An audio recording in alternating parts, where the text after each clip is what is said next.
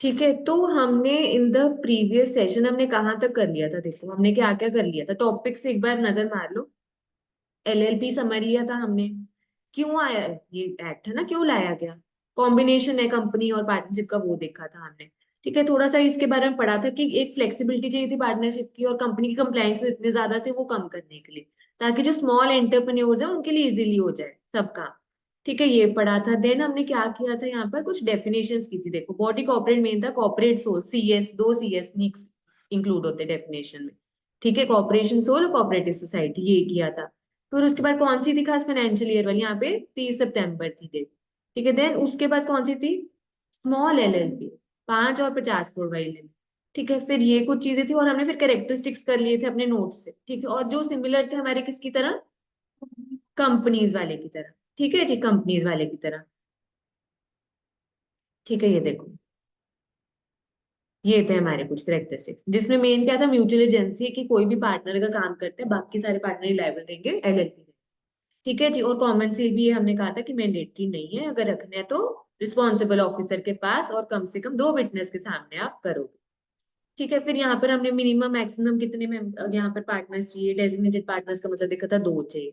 ठीक है, ये किया था। देन हमने कुछ डिफरेंसेस देखे थे सब में। ठीक है, फिर आगे देखो और कौन से टॉपिक्स हमने कर लिए थे इसमें। हाँ, कुछ एडवांटेजेस देखे थे हमने एलएलपी के, तो यहाँ तक तो ना आपका एक तरह से वो थ्योरेटिकल था। ठीक है, फिर उसके बाद पार्टनर्स वाला शुरू किया। पार्टनर्स कौन हो सकते हैं? हाँ जी, इंडिविजुअल और बॉडी कोऑपरेट। ठीक है, पर डेजिग्नेटेड पार्टनर सिर्फ इंडिविजुअल होंगे। ठीक है, ये भी कम से कम 2 होने चाहिए, और ये भी कम से कम 2, और इसमें से कम से कम एक रेजिडेंट ऑफ। और यहाँ पे क्या थी डेफिनेशन में, कितने दिन? हाँ, कितने दिन? Age in 120 day in India. ये भगवान, याद नहीं रहता बच्चों को इतनी बार बोलने के बाद है। ठीक है, ये किया था। फिर भाई अगर जिसकी दिमागी हालत ठीक नहीं और जिसका दिवाला निकला हुआ है, देखो द जिसकी दिमागी हालत ठीक नहीं और दिवाला निकला हुआ है, 2 द। ठीक है, तो वो एलिजिबल नहीं है पार्टनर बनने के, ये किया था हमने। ठीक है जी, फिर वही वाला जो हमने बॉडी कॉर्पोरेट वाली डेफिनेशन की थी, वो तो बन सकते हैं पार्टनर, है ना। ये किया था। फिर आगे देखो क्या किया था। हाँ, फिर इसमें भी हमने पार्टनर्स का देखा था कि अगर 3A सेक्शन था हमारा उधर लग रहा, कंपनीज एक्ट वाला, है ना, 6 महीने से ज्यादा बीते तो पर्सनल इनकी लाइबिलिटी हो जाएगी। फिर डेजिग्नेटेड पार्टनर का देख लिया था, कम से कम 2 चाहिए, एक रेजिडेंट ऑफ इंडिया, 120 दिन जो पिछले साल रहे हैं। ठीक है, और हमने क्या कहा था, कौन होगा डेजिग्नेटेड पार्टनर? जो इनकॉर्पोरेशन जन्म के टाइम पे जो डॉक्यूमेंट फाइल करेंगे रजिस्ट्रार, उसमें जो मेंशन होंगे लोग, वो बन जाएंगे पार्टनर और डेजिग्नेटेड पार्टनर। या ये भी लिख सकते हैं वो, कि ना पार्टनर ही हर थोड़ी थोड़ी देर के बाद हर पार्टनर बन जाएगा डेजिग्नेटेड पार्टनर। तो जैसे उसमें लिखा होगा वैसे हो जाएगा। ठीक है, या जो भी एलएलपी एग्रीमेंट साथ में लगाएंगे उस डॉक्यूमेंट के, जब जन्म ले रहे हैं उसमें जैसे लिखा होगा वैसे हो जाएगा। सिंपल जनरल सी बातें थी। ठीक है, तो कुछ भी आप अपॉइंट करते हो उसकी सहमति लेनी है आपने, डीपी की, डेजिग्नेटेड पार्टनर की। ठीक है जी, 30 दिन के अंदर अंदर फाइल करनी है। डीप पेन इसको एलोकेट होगा, जैसे डायरेक्टर के केस में डिन था। ठीक है, ये किया था। ये होता कौन है बंदा, जो सारी कंप्लायंसेस एक्ट की सारी देखेगा, इसकी ड्यूटी है, रिस्पॉन्सिबिलिटी है। कोई पेनल्टी भी भरनी है तो ये आगे भरेगा कंपनी के बेहाफ में, मतलब एलएलपी के बेहाफ पे। कुछ भी चेंजेस होती हैं, मतलब कम से कम 2 चाहिए, एक रह गया अब कोई भी नहीं है, तो वैकेंसी भरो 30 दिन के अंदर अंदर, ये बोला हुआ है। अगर कोई भी नहीं है तो पार्टनर भी मान लिया जाएगा। फिर हमने यहाँ पे बच्चों, यहाँ पर इधर पनिशमेंट देखी। ठीक है जी, अगर ऊपर वाले कंप्लायंसेस नहीं करते तो आपको पनिशमेंट मिलेगी। तो यहाँ पर मेन थी 10,000। ठीक है, और यहाँ पे 100 रुपये पर डे, 1,50,000। ठीक है, इधर सेम थी, और इधर कौन से केस में, हाँ, कंसेंट नहीं दी 30 दिन के अंदर अंदर आपने आरओसी के पास फाइल की, तो वो आधी हो जाएगी। ये चीजें की थी हमने पिछले से पिछले सेशन। ठीक है, आओ जरा देखें। हाँ, फिर यहाँ से क्या था पिछले सेशन, कि अब जन्म लेना है तो क्या क्या डॉक्यूमेंट्स आपको करने पड़ेंगे फाइल आरओसी के पास। तो इनकॉर्पोरेशन डॉक्यूमेंट बोलते हैं जो डॉक्यूमेंट इनको फाइल करने होते हैं। ठीक है जी, तो इसमें कौन लोग सब्सक्राइब करेंगे? एमओए की तरह, सब्सक्राइबर्स टू मेमोरेंडम की तरह, यहाँ पे सब्सक्राइबर्स टू इनकॉर्पोरेशन डॉक्यूमेंट। कम से कम 2 लोग, 2 लोग सब्सक्राइब करेंगे, नाम मेंशन होना चाहिए यहाँ पर। ठीक है, लॉफुल बिजनेस के लिए। ठीक है, पहले फिजिकली दफ्तर में जाके करते थे, अब ऑनलाइन होता है। कब से? 2 अक्टूबर 2018 से। और स्टेटमेंट, बाहर वाले लोग और अपने लोग, बाहर वाले कौन से, प्रोफेशनल्स। ठीक है, वो भी लिखेंगे और साइन करेंगे, और अपने लोग कौन से, कोई भी एक सब्सक्राइबर, कि हमने सब प्रोविजंस कंप्लाई किए इनकॉर्पोरेशन से लेकर। स्टेटमेंट बोल दो चाहे डिक्लेरेशन बोल दो। ठीक है। और जैसे हम कहते थे कि एमओए में क्या बेसिक डिटेल्स होती है, इनकॉर्पोरेशन डॉक्यूमेंट में भी सिमिलर है वो डिटेल्स है, नाम पता, है ना, क्या काम करना चाह रहे हो, रजिस्टर्ड ऑफिस का एड्रेस, सब पार्टनर्स का डीपीस का एड्रेस, ठीक है, और कोई इन्फॉर्मेशन जरूरी है वो, ठीक है जी। और अगर लगा कि आपने कुछ स्टेटमेंट में गलत चीज दे दी या कुछ भी, तो आपको कुछ पेनल्टी लगेगी, फिर जेल भी होगी साथ, ठीक है। फिर इनकॉर्पोरेशन बाय रजिस्ट्रार, अभी रजिस्ट्रार के पास चीजें पहुंच गई, 14 दिन के अंदर अंदर उसको certificate of incorporation, birth certificate issue करना है, ये बोला था हमने यहाँ, ठीक है जी। तो यहाँ पे 14 डेज की लिमिट है इधर, ठीक है, ज्यादातर हमारी 30 दिन की थी, 14 डेज, ठीक है। फिर हमने रजिस्टर्ड ऑफिस के बारे में पढ़ा कि हर हर टाइम पे रजिस्टर्ड ऑफिस एक होना चाहिए जहाँ पे सारे कम्युनिकेशन जाएंगे, अगर कोई चेंजेस होते हैं तो वो भी आपको बताने हैं आरओसी को, ठीक है। अगर आप कॉन्ट्राविन करोगे आपको पेनल्टी लगेगी, ये किया था। मैम यहाँ और पे जब, कुछ, हाँ जी, मैम रजिस्टर ऑफिस में यहाँ कुछ लिमिट तो नहीं बताई हुई ना? 500 रुपये नेक्स्ट नहीं, डे ही लगेंगे जब से चेंज हुआ। हाँ हाँ, यहाँ पर बिल्कुल यही बोला हुआ है कि LAP contribute any provision of this section. अब इसमें दो चीजें हैं मेन, कि एक तो आपने जब जन्म ले लिया उसके बाद से हर टाइम तक आप, जैसे उधर क्या थी लिमिट, 30 दिन की थी हमारी, तीस कि दिन तीस में दिन के करना अंदर था। अंदर आपने ना एक वेरीफाई करवाना है कि आपके पास है ऑफिस। तो एक तो यहाँ पर वो वाली लिमिट भी 30 दिन वाली लिखी हुई, ठीक है। उसके बाद अगर कोई चेंजेस करते हो तो वो भी आरओसी को बताना है, वो भी वहां पे लिमिट थी, पर यहाँ पे वो वाली लिमिट भी नहीं मेंशन कर रखी, ठीक है। तो यहाँ जैसी पर ये, हाँ बिल्कुल, ये कुछ चीजें साइलेंट है, ठीक है। पर उन्होंने देखो यही है ना, नया एक्ट यहाँ पे डाला है, ठीक है। आगे आगे इसको और चेंजेस होती जाएंगे, एड ऑन होती जाएंगे हमारे इसमें चेंजेस, ठीक है। और यहाँ पे उन्होंने क्या लिखा है कि अगर ये वाला सेक्शन 13 आप कंप्लाई नहीं करें तो आपको ये पेनल्टी लग जाएगी, ठीक है। तो इन्होंने लिमिट मेंशन नहीं की हुई, ठीक है जी। तो जो नोटिस भेजेगा आरओसी वगैरह कि आपने चेंज कर लिया, कहीं से तो पता चला ना, ट्रैक हुआ डीपी उसके डेजिग्नेटेड पार्टनर से या कुछ भी, पैन नंबर से कुछ भी, ठीक है। तो जो उन्होंने लास्ट डेट दे दी, फिर हम ये अज्यूम करके के चलेंगे कि उस दिन से फिर वो कैलकुलेट हो जाएगा जो भी उसकी ड्यू डेट है यहाँ पर हमारी, ठीक है जी। आओ सर, इफेक्ट ऑफ रजिस्ट्रेशन। अब यहाँ पे जो भी कंपनीज में भी हमने पढ़ा था उधर सेक्शन 9, कि अब जन्म ले लिया तो सारे हक आ जाएंगे जो कंपनी के आते हैं, इधर भी एलएलपी के पास सारे हक आ जाएंगे। नेम भाई अगर आप रख रहे हो आगे एलएलपी लग जाएगा, ठीक है। और किसी से डिट्टो कॉपी पेस्ट नहीं होना चाहिए, मिलता जुलता नहीं होना चाहिए, या अगर किसी ने रजिस्टर्ड ट्रेडमार्क करा रखा है, ट्रेडमार्क है 1999, ठीक है। रिजर्वेशन ऑफ नेम आप करवा सकते हो, रिजर्व नेम, ठीक है। कितनी देर के लिए, 3 महीने, वहां पे 20 और 60 दिन की लिमिट थी, ठीक है जी। तो आप 3 महीने के लिए करवा सकते हो, ठीक है। अच्छा, रेक्टिफिकेशन ये भी पढ़ा था हमने उधर, इधर सेम है लिमिट्स हमारी, ठीक है जी। 3 महीने तक, है ना, आपको क्या करना पड़ेगा, अगर सरकार को लगा कि आपने नेम सेम टू सेम रख लिया, 3 महीने के अंदर अंदर आपको चेंज करना पड़ेगा। या अगर किसी को लगा कि भाई मेरा सीएज का आपने रख लिया, तो मेरे पास 3 साल की मोहलत मिलेगी, 3 साल के अंदर अंदर मैं रिक्वेस्ट कर सकती हूँ सरकार को कि भाई इसने मेरा नाम रख लिया, तो फिर उसको 3 महीने के अंदर अंदर सरकार की डायरेक्शन से चेंज करना होगा हमारा, ठीक है जी। फिर आगे हमने क्या किया था इधर, वही ये 15 दिन के अंदर अंदर आगे फिर ये आगे फर्दर बताना है उसको, ठीक है। देखो सेंट्रल गवर्नमेंट 3 महीने के अंदर चेंज करना है जब डायरेक्शन दे दी, 15 दिन के अंदर अंदर आरओसी को बताना, आरओसी 30 दिन के अंदर अंदर क्या कर देगा, चेंज्ड सर्टिफिकेट ऑफ इनकॉर्पोरेशन आपको इशू कर दे, ये किया था, ठीक है। बस एक आपकी वो जो लिमिट थी ना 14 दिन वाली, वो अलग सी थी, ये कौन सी थी 14 दिन वाली, सर्टिफिकेट अभी इशू थी, करने में। हाँ हाँ हाँ, सारे डॉक्यूमेंट्स, इनकॉर्पोरेशन डॉक्यूमेंट, उसके साथ एलएलपी एग्रीमेंट लगा के जो भी डॉक्यूमेंट्स थे भेज दिया आरओसी को। अब आरओसी 14 दिन के अंदर अंदर क्या इशू कर देगा, certificate of issue, certificate of incorporation. हाँ, ठीक है। ये किया था हमने, नहीं करोगे कंप्लाई आपका यहाँ पर फिर सरकार खुद से चेंज कर देगा नाम, ठीक है। फिर यहाँ पे जैसे रन फॉर्म था नाम चेंज करने के लिए हमारा, ठीक है जी। तो यहाँ पे रन एलएलपी, ठीक है। और एक जैसे वहां पे स्पाइस फॉर्म था हमारा 32, इधर हमारा एक फॉर्म फिलिप है जिसमें सारी डिटेल्स पार्टनर्स की, डीपीस की, एलएलपी की जाएंगी, ठीक है। और एलएलपी एग्रीमेंट का कौन सा फॉर्म नंबर है, फॉर्म नंबर 3 है। ये बनने के 30 दिन के अंदर अंदर आपको क्या करना है, ये फाइल करना है ये, ठीक है। ये हो गया। देन हमने कुछ यहाँ पे पढ़ा था, ये टॉपिक भी कर लिया था ना हमने, पार्टनर्स एंड द रिलेशन, ठीक है। ये क्या आता है इसमें, भाई जन्म पे, ठीक है, जो भी क्या है सब्सक्राइबर्स टू, जैसे मेमोरेंडम बोलते सब्सक्राइबर टू इनकॉर्पोरेशन डॉक्यूमेंट, ठीक है, वो क्या बन जाएंगे, पार्टनर्स बन जाएंगे। या अगर एलएलपी एग्रीमेंट में कुछ मेंशन किया हुआ है कि ये लोग बनेंगे तो वो बन जाए, ठीक है जी। और रिलेशन ऑफ पार्टनर्स हमने किया था, ठीक है जी, कि एलएलपी एग्रीमेंट में क्या लिखा होगा, म्यूचुअल राइट्स एंड ड्यूटी, जो एक पार्टनर के दूसरे पार्टनर के प्रति होंगे या पार्टनर के एलएलपी के प्रति होंगे, ठीक है। वहां पे नहीं मेंशन तो शेड्यूल 1 देख, ठीक है। ये किया था हमने।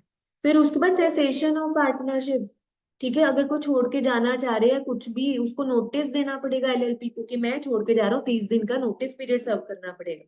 ठीक है, अगर डेथ या कुछ हो जाता है, बंद होगी एलएलपी, तो उस केस में ऑटोमेटिकली हो जाएगा, या उसका दिमागी हालत ठीक नहीं, या क्या हो गया, दिवाला निकल गया। वही दो दो द ये वाले आ गए। ठीक है, फिर हमने यहाँ पर कुछ वो फॉर्मर पार्टनर वाला किया था कि अगर किसी को पता नहीं है, उसको समझ के वो कर रहा है डीलिंग, तो वो वैलिड रहेगी। ठीक है जी। और हमने क्या कहा था कि अगर फॉर्मर पार्टनर के बिहाफ पे कोई उसका हिस्सा लेकर जा रहा है, या खुद वो हिस्सा ले रहा है, या उसकी डेथ होगी, दिवाला निकल गया, उसको क्या पैसा, कौन सी चीज का वो ले सकता है, इंटाइटल्ड है वो, कैपिटल कॉन्ट्रीब्यूट जितना उसने किया था। ठीक है, और प्रॉफिट का हिस्सा। ठीक है, सीपी या पीसी जो भी लगा लो। ठीक है, registration of changes in partner, कोई भी पार्टनर के नाम पता कुछ भी उसमें चेंजेस होते हैं, तो आपको 15 दिन के अंदर अंदर क्या करना है, एलएलपी को इन्फॉर्म करना है। ठीक है, पार्टनर को 15 दिन के अंदर एलएलपी को इन्फॉर्म करना है, और फिर एलएलपी आगे आरओसी को वो फाइल करेगी चेंजेस 30 दिन के अंदर अंदर। ये किया था हमने। ठीक है जी, ये चीजें की थी इधर, फिर हमने, हाँ फिर इधर कुछ वो पेनल्टीज बता रखी थी। और उधर आगे फिर हम देखें, चलो यहाँ से करने आ जाए, चलो। ठीक है, बिल्कुल बेसिक है एलएलपी हमारा, बहुत स्कोरिंग है और इजी है। चलो जी, चलो। इसमें से अगर आपको वेटेज बताऊं, ये हमारी वेटेज 15 to 20 मार्क्स की इधर दे रखी है। हाँ, एलएलबी की। ठीक है, अगर एक बार मैं आपको, रुको अगर मैं दिखाऊं ना वेटेज, अच्छा रिकॉर्डिंग चल रही है, रुको मैं फिर आपको ना भेजूंगी एक बार वो वेटेज, मैंने पहले भी तो भेजी थी ना एक बार आपको। हाँ ना, मैम कोई बात नहीं, 17 मैं, में इंक्लूड करें। हाँ मैं एक बार देखूंगी वो जो नोटिफिकेशन लेटेस्ट आई थी हमारी आईसीए की। ठीक है, काफी इसकी वेटेज है एलएलबी की, एक बार मैं एग्जैक्ट चेक करके आपको बताऊंगी उसमें। ठीक है जी। आओ जरा, एक्सटेंट है limitation of liability of LLP and part, बिल्कुल जनरल सी चीजें बच्चों इसमें बता रखी है। ठीक है, अच्छा यहाँ पर अखिल ने भी कर लिया, शुक्र है, जसदेव ने भी कर लिया, चलो ठीक है। हाँ जी, पार्टनर एज एजेंट, ये हमने क्या किया था कैरेक्टरिस्टिक्स में, पार्टनर किसका एजेंट है, एलएलपी का, एक दूसरे का एजेंट नहीं है, एक दूसरे के लिए नहीं काम करे, बस ये बोला है यहाँ पर, partner of agent not other partners. ठीक है, फिर extent of liability of LLP. ठीक है, कहते हैं कि माना कि पार्टनर एक दूसरे के लिए लायबल नहीं है, पर वो किसके भी हाथ पे करे, एलएलपी के भी हाथ पे, तो एलएलपी तो बंद जाएगा, बाउंड हो जाएगा। ठीक है, तो कहते हैं पर एलएलपी कौन से केस में बाउंड नहीं होगा। ठीक है, जब पार्टनर ने कुछ ऐसा काम किया जिसके लिए उसके पास अथॉरिटी नहीं थी, पावर ही नहीं थी कोई करने की, तब भी उसने वो काम कर दिया। ठीक है, या उस बंदे को पता था कि मेरे पास नहीं है तब भी वो कर रहा है, तो इस केस में नहीं उसकी जिम्मेदारी रहेगी एलएलपी।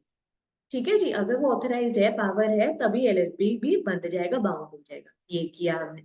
ठीक है, फिर आगे देखो, LLP is liable if partner liable, देखो अब यहाँ पे क्या बोला हुआ है, कहते अगर पार्टनर जो था वो क्या था, उसके पास पावर थी, है ना, वो ऑथराइज था कुछ काम करने के लिए, उसने किया, उसने उस काम में कुछ गड़बड़ कर दी, कुछ गलत कर दिया, रॉन्गफुल एक्ट कर दिया, या कुछ गड़बड़ होगी, कुछ रह गया, छूट गया, या कुछ भी।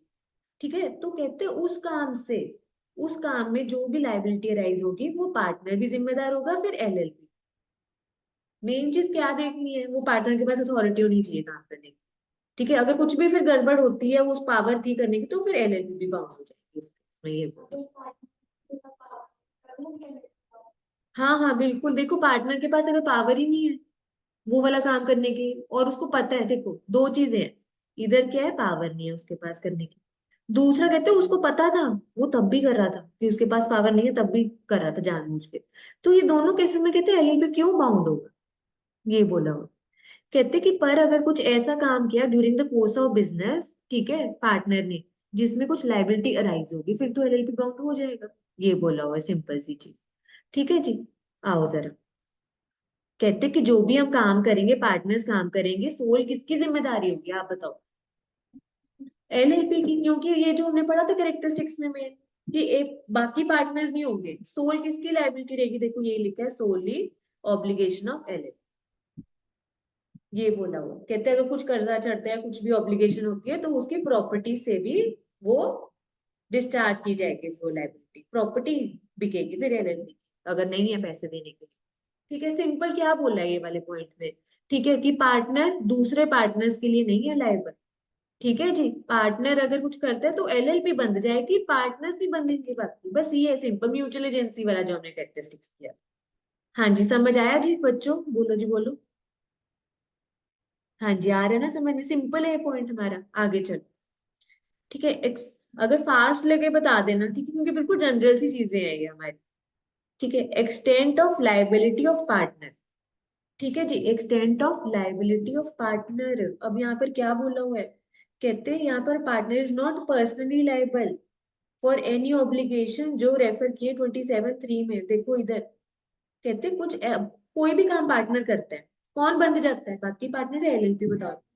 एलएलपी बंधता है ना, तो उसकी पर्सनल जिम्मेदारी तो ना होगी। यहाँ पर क्या था बेनिफिट बताओ जरा एलएलपी का, पार्टनर्स की अनलिमिटेड लाइबिलिटी है, लिमिटेड लाइबिलिटी है, उनको अपने पर्सनल एसेट्स या जेब से नहीं भरपाई कर।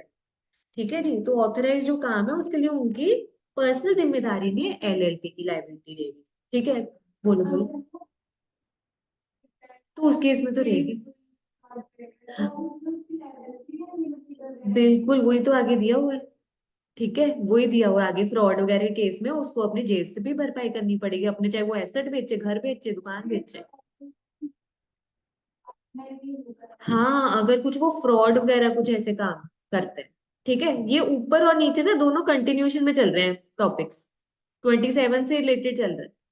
ठीक है जी, और अगर कहते हैं कि अगर पर्सनल लाइबिलिटी कब होगी उसकी, कब होगी personal liability partner own wrongful act, अगर उसने खुद जानबूझ के कुछ गड़बड़ किया है या कुछ ओमिट हो गया, कुछ छूट गया। ठीक है जी, personal but a partner should not be personally liable for the wrongful act of other partner.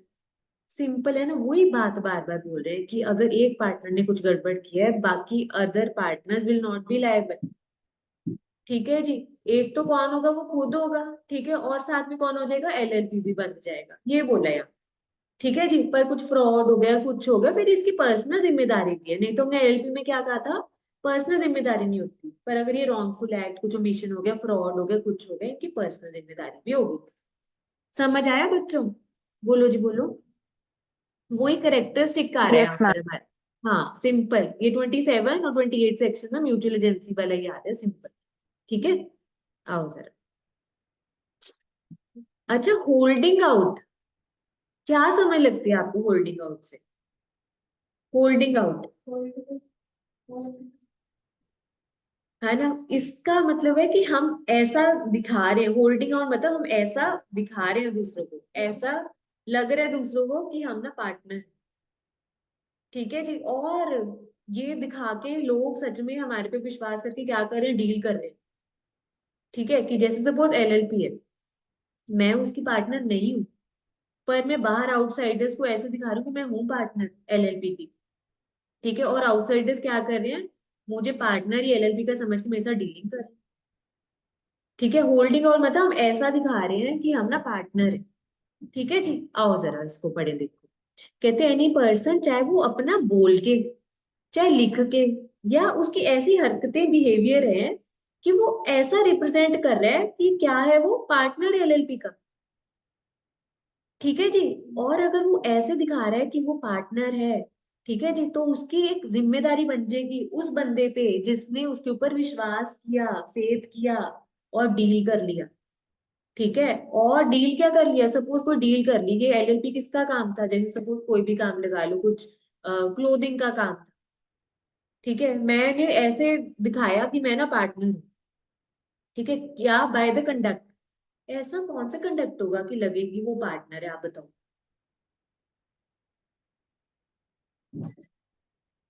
ऐसे क्या ऐसा बिहेवियर होगा कि लोग समझे कि वो मतलब पार्टनर है, बताओ।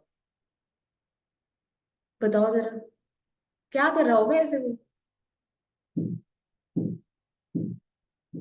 बोलो बोलो, क्या कर रहा होगा ऐसे वो। भाई अगर कोई कंपनी में या सपोज इधर एलएलपी पढ़ रहा है, कोई बंदा आगे होके सारे काम कर रहा है ना, तो बाहर वालों को तो यही लगेगा ना, यार इसके पास अथॉरिटी है, पावर, ये तो पार्टनर ही लगता है। ठीक है, आगे होके सारे काम कर रहा है ना, या कुछ वो ऐसा बोल रहा है, या कुछ लिख के दे रहा है, या बाय कंडक्ट, कंडक्ट मतलब उसके बिहेवियर से ऐसा लग रहा है, सब डिसीजन में वो इन्वॉल्व हो रहा है, सबकी हेल्प कर रहा है, आगे होके सब काम कर रहा है, ऐसा लग रहा है कि भैया पार्टनर ही है, जुड़ा हुआ है एलएलपी का। हाँ जी, क्या चीज?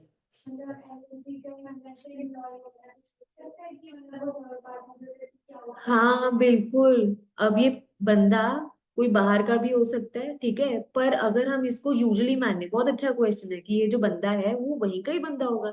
ठीक है, अगर आप देखो, अगर कोई बंदा एलएलपी का है, मतलब कोई ना कोई, चाहे इसका वर्कर लगा लो, एम्प्लॉय लगा लो, कोई एजेंट लगा लो, कुछ भी एक्सवाइजेड कर, चाहे कोई बाहर का ही लगा लो, ठीक है, पर काम तो इससे जुड़ा हुआ है ना, तभी लोगों को ऐसा लग रहा है ना। तो कहीं ना कहीं एलएलपी से रिलेटेड ही है, पर वो पार्टनर नहीं है ऐसा, पर वो कंडक्ट कर रहा है बोल के या लिख के कि लोगों को लग रहा है सच में पार्टनर। अब आप बताओ, जिसको कोई लेना देना ही नहीं बाहर, ठीक है, वो जुड़ा ही नहीं हुआ, तो उस पे हम विश्वास कैसे कर लेंगे? ठीक है, तो चाहे डायरेक्टली मान लो चाहे इनडायरेक्टली मान लो, वो उसी से जुड़ा हुआ है, एलएलपी से जुड़ा हुआ है। ठीक है जी। और बाहर थर्ड पर्सन ने क्या किया, उस पे फेथ मतलब विश्वास करके क्या कर लिया, डीलिंग कर ली। सपोज उसने डीलिंग करनी, मुझे कुछ ना क्या दे दिया, जैसे कपड़ों का ऑर्डर दे दिया, है ना, सपोज 2 लाख की डील होगी कोई, 2 लाख की डील होगी, कपड़ों का ऑर्डर दे दिया इसने मुझे, ये बाहर जो भी बंदा था कोई भी लगा लो, चलो मुस्कान लगा लो, ठीक है। हाँ जी। अब इससे आप बताओ, इससे एलएलपी को भी तो फायदा होगा ना, क्योंकि अल्टीमेटली किसका काम है, एलएलपी का काम। ये पार्टनर्स वगैरह किसके भी हाथ पे काम करते हैं, एलएलपी के भी हाथ पे, ना कि बाकी पार्टनर्स के। ठीक है जी। अब यहाँ पर क्या लिखा हुआ है कि given credit to the LLP, इसका क्या मतलब हुआ, गिवन क्रेडिट टू एलएलपी? नहीं, यहाँ पर कहते हैं कि अगर आपने कुछ ऐसी डीलिंग कर दी, है ना, बाहर वाले बंदे ने आप पे विश्वास किया कि आप ना पार्टनर ही हो, डीलिंग कर दी, उससे फायदा किसको हो गया, अल्टीमेटली एलएलपी को हो गया। यहाँ पे क्रेडिट का मतलब ये है, ठीक है, क्रेडिट हम कहते हैं ना किसी को क्रेडिट देना, फायदा पहुंचाना, यहाँ पे ये फायदा वाला है।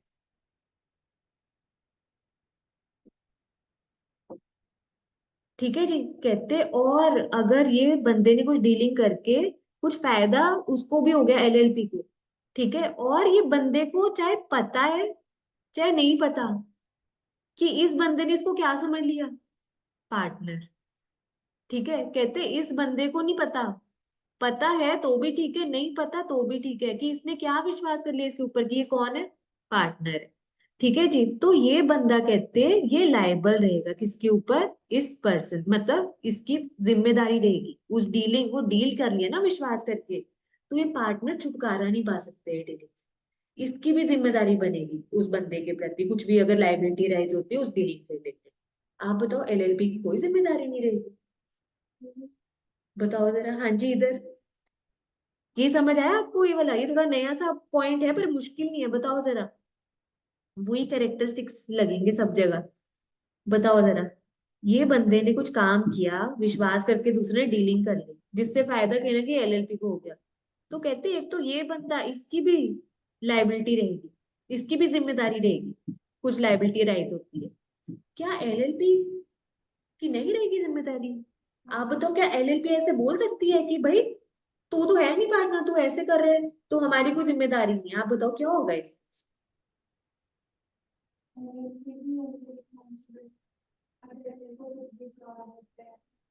हाँ बोलो, बाकी बच्चे बोलो, क्या एलएलपी की कोई जिम्मेदारी होगी इसमें, बोलो जी बोलो।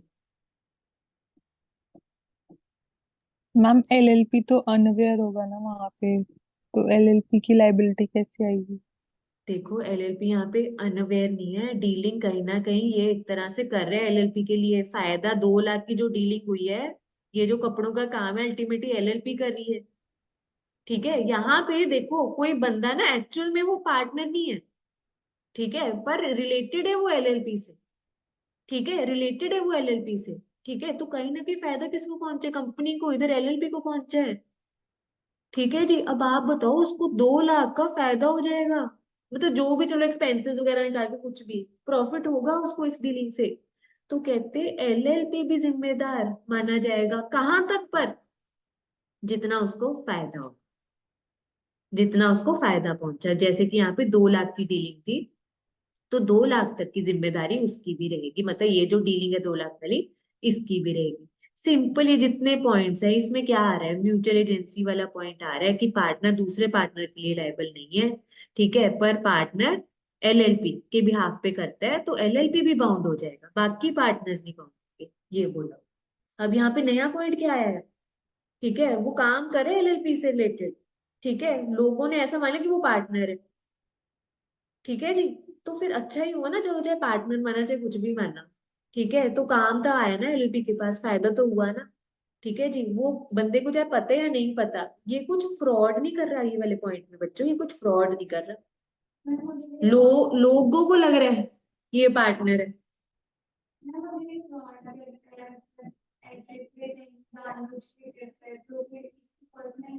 बिल्कुल, अगर यहाँ पे मैं ये डाल देती पॉइंट कि ये बंदा ना छुप के एलएलपी से, एलएलपी को बिना बताए क्या कर रहा है, पर्सनली अपने ना क्या कर रहा है, कि मतलब अपने लोगों को क्या कर रहा है, ऐसा दिखा रहा है कि मैं पार्टनर हूँ। ठीक है जी। यहाँ पर वो अगर मैं ये बोलती ना कि ये बंदा, जैसे सपोज मैं ही हूँ, मैं ऐसे दिखा रही हूँ बाहर वाले आउटसाइडर्स को कि मैं ना पार्टनर हूँ, ताकि लोग मेरे पे विश्वास करें, वो डीलिंग कर ले और मैं पैसे कमा रहा हूँ, और एक तरह से छुप के एलएलपी से। पर यहाँ पे क्या है, यहाँ पे ये जो बंदा है वो कुछ जानबूझ के नहीं कर रहा, वो तो नॉर्मल अपना कर रहा है काम काज, लोगों को ऐसा लग रहा है कि मैं क्या हूँ, पार्टनर। ठीक है जी, ये चीज है। चलो जी, समझ आया इधर बच्चों? बोलो जी बोलो, बताओ यस जरा। मैम। ठीक है जी। अच्छा सपोज चलो मैं अपना यहाँ पे अगर अपनी एकेडमी का एग्जांपल दूं, है ना, तो अगर मैं कुछ ऐसा दिखाऊं कि मतलब, और ना छुपके से सीए से कुछ बच्चे अपने घर पे पढ़ाने शुरू कर दूं या कुछ, है ना, तो वो चीज होती गलत, अनएथिकल होती वो चीज। ठीक है, पर अगर कोई, मैं कुछ ये तो ना कह रही हूँ कि मैं यहाँ की चलो मालिक हूँ या फैकल्टी हूँ या कुछ भी, मैंने कुछ नहीं बोला किसी को, पर बच्चे आ रहे हैं ना यहाँ पे, सीएज को हो रहा है ना फायदा, बच्चों बच्चे भी पढ़ रहे हैं। ठीक है, तो यही वाला चाहे एग्जाम्पल ले लो। समझ आया? अगर वो अलग जाके छुप के कुछ करती हूँ वो अनएथिकल है, उसमें फिर मेरी जिम्मेदारी, उसमें फिर एलएलपी या इधर सीए उसकी नहीं जिम्मेदारी। ठीक है, ये चीज है। ठीक है, तो ऐसी कुछ कहानियां बन के आ सकती हैं बस केस स्टडी फॉर्म में। ठीक है जी। हाँ जी, चलिए बच्चों, ये वाला पॉइंट आया समझ में? बोलो जी बोलो, बोलो बच्चों। इधर आयुष, हर्षप्रीत, हर्ष, अखिल, यस मैम। जसदेव, मनदीप, हिमानी, चले आगे चल। Yes ma'am. तो यहाँ पे यही लिखा हुआ है, कहते without prejudice to liability of person so representing, कहते जो बंदा ऐसा मतलब करके दूसरे लोग विश्वास कर रहे थे, मतलब ये वाला बंदा जैसे मैं थी, इसकी भी लाइबिलिटी रहेगी, और कहते जितना फायदा एलएलपी को पहुंचा है उस फायदे तक एलएलपी भी जिम्मेदार ठहराया जाएगा, क्योंकि अल्टीमेटली फायदा उसको हो रहा है। ठीक है, डील वो दूसरा बंदा कर रहा है, जैसे डील मैं कर रही हूँ, जैसे डील मैं बच्चों से कर रही हूँ। ठीक है, बच्चे सीए एज पे आ रहे हैं। ठीक है, सेम ऐसे आप समझ सकते हो। ठीक है जी, अब चाहे बच्चे मुझे जैसे मर्जी माने, जो मर्जी मेरी पोस्ट समझे। ठीक है, इसको ऐसे रिलेट कर। हाँ जी, और यहाँ पर क्या लिखा है, इसका सेकंड पॉइंट एक और है, इधर देखो क्या लिखा हुआ है, liable to extent of credit receive या फाइनेंशियल बेनिफिट डिराइव। तो एलएलपी कहता है जितना उसको फायदा हुआ वो वहां तक उसकी जिम्मेदारी नहीं। ठीक है, एक ये नया पॉइंट है यहाँ पर, देखो क्या लिखा हुआ है। कहते अगर किसी पार्टनर की डेथ हो जाती है, ठीक है, अगर किसी पार्टनर की डेथ हो जाती है और एलएलपी सेम नाम पे ही कंटिन्यू हो रही है, जैसे कई बार ना अलग अलग नाम रखे होते हैं, जैसे अगर 3 पार्टनर्स हैं, ठीक है, जैसे यहाँ पर कोई भी नाम ले लो, है ना, मुस्कान, मनदीप, है ना, जसदेव, कुछ भी एमएमजे करके हमने हमने रख दिया, है ना, एमएमजे एलएलपी। ठीक है, ऐसे करके रख दिया। तो अगर कोई पार्टनर अब जैसे अगर रिजाइन भी दे देता है या कुछ भी हो जाता है या अब नहीं रहा, और अगर कंपनी उसी सेम नाम पे चलती जा रही है, देखो, तो एक तरह से वो चीज गलत भी है। ठीक है, तो ऐसे ही कहते हैं कि अगर कुछ ऐसा नाम रखा हुआ है आपने कि जिसमें वो पार्टनर का नाम आ रहा है, ठीक है, या अगर आप ये देखो क्या लिखा है, after partners death business is continued in same LLP name, same नाम चल रहा है। ठीक है जी, और कहीं ना कहीं उसका नाम यूज हो रहा है, किसका, जो पार्टनर अब रही नहीं या रहा नहीं। ठीक है, डिसीज मतलब वो पार्टनर अब रहा ही नहीं है, पर अभी भी उसका नाम यूज हो रहा है डॉक्यूमेंट्स वगैरह में, एलएलपी। ठीक है जी। तो यहाँ पर क्या लिखे है, नॉट मेक लीगल रिप्रेजेंटेड या उसका state liable for act done by LLP after his death. तो इसका क्या मतलब हुआ, हम क्या कह रहे हैं, जो भी पार्टनर कोई काम करता है उसकी जिम्मेदारी होती है, और मतलब एलएलपी भी बंध जाता है, बेशक उसकी पर्सनल लाइबिलिटी नहीं होती, पर उसकी जिम्मेदारी रहती है, एलएलपी बाउंड हो जाता है। ठीक है जी, तो कहते हैं अभी पार्टनर रहा नहीं है, एलएलपी का काम एज इट इज चल रहा है, और ये पार्टनर का नेम यूज हो रहा है। अग्रीमेंट्स में, कॉन्ट्रैक्ट्स में, डील्स में। ठीक है, तो आप बताओ क्या ये पार्टनर का कोई लीगल हेयर अगर बोल दो, इसका कोई बच्चा या अगर कोई लीगल रिप्रेजेंटेटिव है, तो क्या उनकी जिम्मेदारी ठहराई जाएगी? जो भी कॉन्ट्रैक्ट या डीलिंग एलएलपी करी है, आप बताओ। आप बताओ क्या कुछ ऐसा इनडायरेक्ट मान लिया जाता है या मान लेना चाहिए कुछ ऐसा? ये तो हमने सुना है कि जैसे पार्टनर की डेथ होगी, अभी पीछे पढ़ के आए ना कि पार्टनर की डेथ होगी तो उसका लीगल बच्चा, लीगल हेयर या लीगल रिप्रेजेंटेटिव उसका शेयर ऑफ कैपिटल या प्रॉफिट वो लेके जा सकते हैं टाइटल। पर क्या आगे जिम्मेदारी हमेशा बन जाएगी कोई भी काम करे वो? बताओ जरा। No ma'am. नहीं ना, ऐसा कुछ नहीं है कहते। बेशक अगर एलएलपी चल रही है सेम नाम पे, नाम नहीं बदला, और पार्टनर का जो पार्टनर रहा नहीं मर गया उसका नाम भी चल रहा है किताबों में, तो कहते पर वो पार्टनर की जो पार्टनर अब रहा नहीं उसके घर वालों को कोई दोष नहीं दिया जाएगा, ना उसके कोई लीगल रिप्रेजेंटेटिव जो अगर किसी कोर्ट ने ऑथराइज कर दिया बंदा, उनकी कोई जिम्मेदारी नहीं है उस पार्टनर की डेथ की। ठीक है, बस उनको क्या हक होता है, बस वो प्रॉफिट का हिस्सा या कैपिटल उनके भी हाथ पे ले सकते हैं जो पार्टनर की डेथ। ठीक है जी, ये चीज है हमारी। ठीक है जी, अब आओ जी फ्रॉड वाला पॉइंट। ठीक है, फ्रॉड के केस में तो आपको पता ही है कुछ ऐसा लिमिट रहता नहीं है। ठीक है, जो आपका डाउट था अभी मुस्कान। ठीक है, unlimited liability in case of fraud. ठीक है जी, कोई भी फ्रॉड चाहे यहाँ पर किया एलएलपी ने या किसी पार्टनर ने, मतलब कुछ ऐसा काम हुआ, ठीक है, जिसमें फ्रॉड था। ठीक है, इन केस ऑफ फ्रॉड कोई भी काम किया एलएलपी ने या उसके पार्टनर ने। ठीक है, कैसा काम किया? मतलब क्रेडिटर्स को ठगने वाला काम, डिफ्रॉड क्रेडिटर्स, जिनसे हमारी देनदारी थी, कुछ हमने माल वगैरह लिया होगा, कुछ भी उधार लिया या कुछ भी। ठीक है, या किसी और बंदे को ठगा उनको फ्रॉड करने के लिए।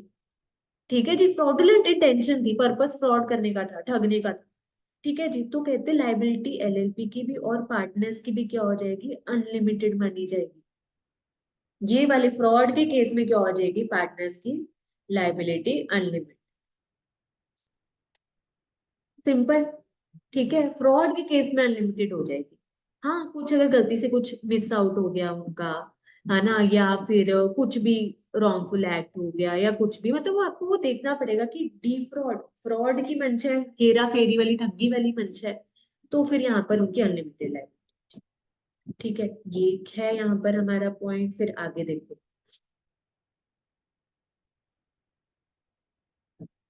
हाँ जी, कहते हैं in case any such act is carried out by partner LLP liable to same extent as partner. ठीक है जी, कहते हैं कि वो पार्टनर की भी जिम्मेदारी होगी और एलएलपी भी जिम्मेदार ठहराया जाएगा वो काम के लिए जो डी फ्रॉड आप कर रहे हो, जो भी फ्रॉडुलेंट मैनर में आप कर रहे हो। कहते हैं unless it is established bye LLP that such act was without the knowledge और अथॉरिटी ऑफ एलएलपी। देखो, कहते हैं फ्रॉड के केस में क्या हो जाएगा? वो पार्टनर की भी अनलिमिटेड लायबिलिटी और एलएलपी दोनों को कसूरवार ठहराया जाएगा, दोनों के ऊपर ब्लेम लगेगा। अब चाहे अपना घर बेचो, दुकान कुछ भी बेचो, पर आपकी एक अनलिमिटेड लायबिलिटी आ जाएगी इस केस में। कहते एलएलपी कब बच सकता है? कब बच सकता है बताओ? अगर पार्टनर ने किया है फ्रॉड या कुछ, कहते कि दोनों की जिम्मेदारी मानेंगे, दोनों के ऊपर लगेगी लाइबिलिटी, कसूरवार रह जाएंगे। पर एलएलपी कौन से केस में इसको छोड़ दिया जाएगा? आप बताओ कौन से केस में इसको फ्री कर दिया जाएगा ये वाली चीज?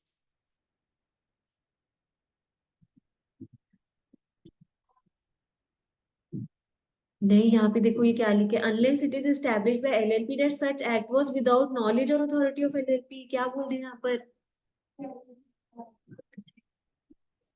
हाँ, कहता अगर एलएलपी ने ये प्रूव कर दिया कि हमारे को नहीं पता था, ठीक है, कि क्या नहीं थी यहाँ पर, मतलब उनकी नॉलेज में नहीं था या उनको पता नहीं था, ठीक है, कि विदाउट नॉलेज और अथॉरिटी ऑफ एलएलपी, उनको नहीं पता था एलएलपी को कि ये हरकत कर रहे हैं वो पार्टनर, ठीक है, या उसके पास अथॉरिटी ही नहीं थी ये काम करने की या कुछ भी। ठीक है जी, ये देखो, unless it is established bye LLP that such act was without knowledge और अथॉरिटी ऑफ एलएलपी, ना एलएलपी कहती ना हमें पता था, ठीक है, और ना हमसे पूछा, ना हमने कोई पावर दी है ऐसा काम करने की, ठगने की दूसरे लोगों को, अगर ये प्रूव कर दिया एलएलपी ने तो वो बच निकलेगी ये वाली चीज। ठीक है, फिर अकेला पार्टनर जिम्मेदार रह जाएगा, जो भी लायबिलिटी होगी अपना घर दुकान सब कुछ बेच के इसकी जिम्मेदारी होगी वो करता होता है। हाँ जी।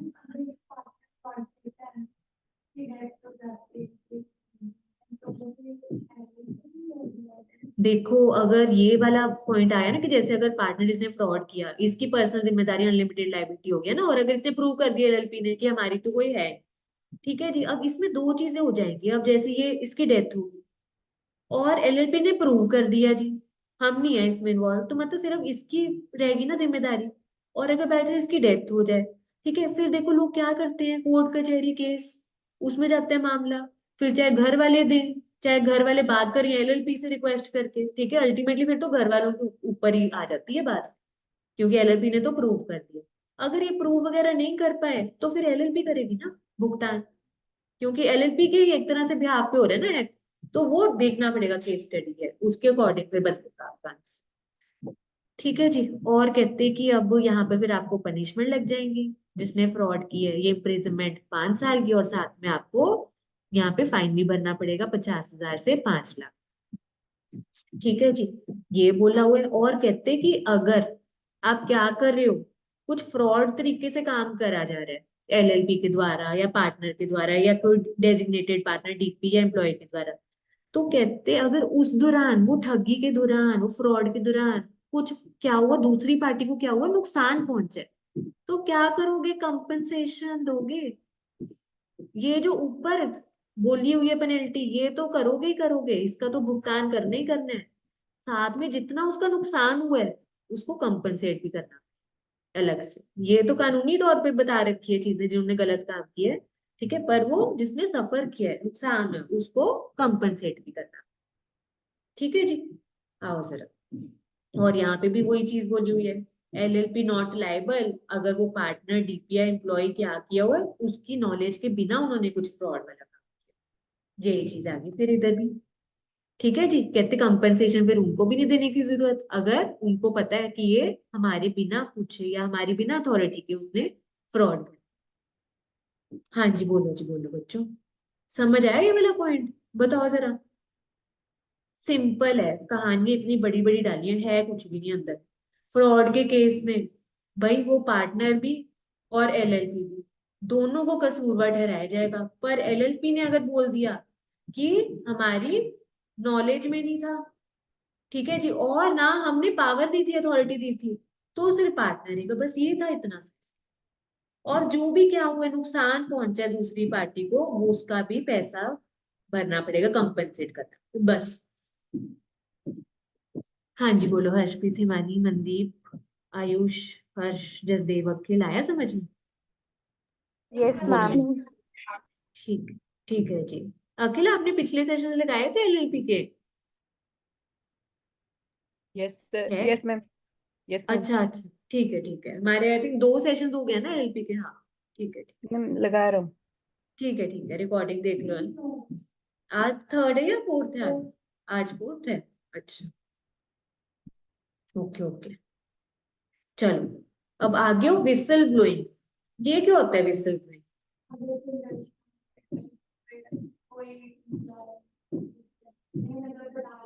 हाँ, बिल्कुल बिल्कुल, हाँ जी, इधर मुस्कान ने तो बता दिया एकदम ठीक।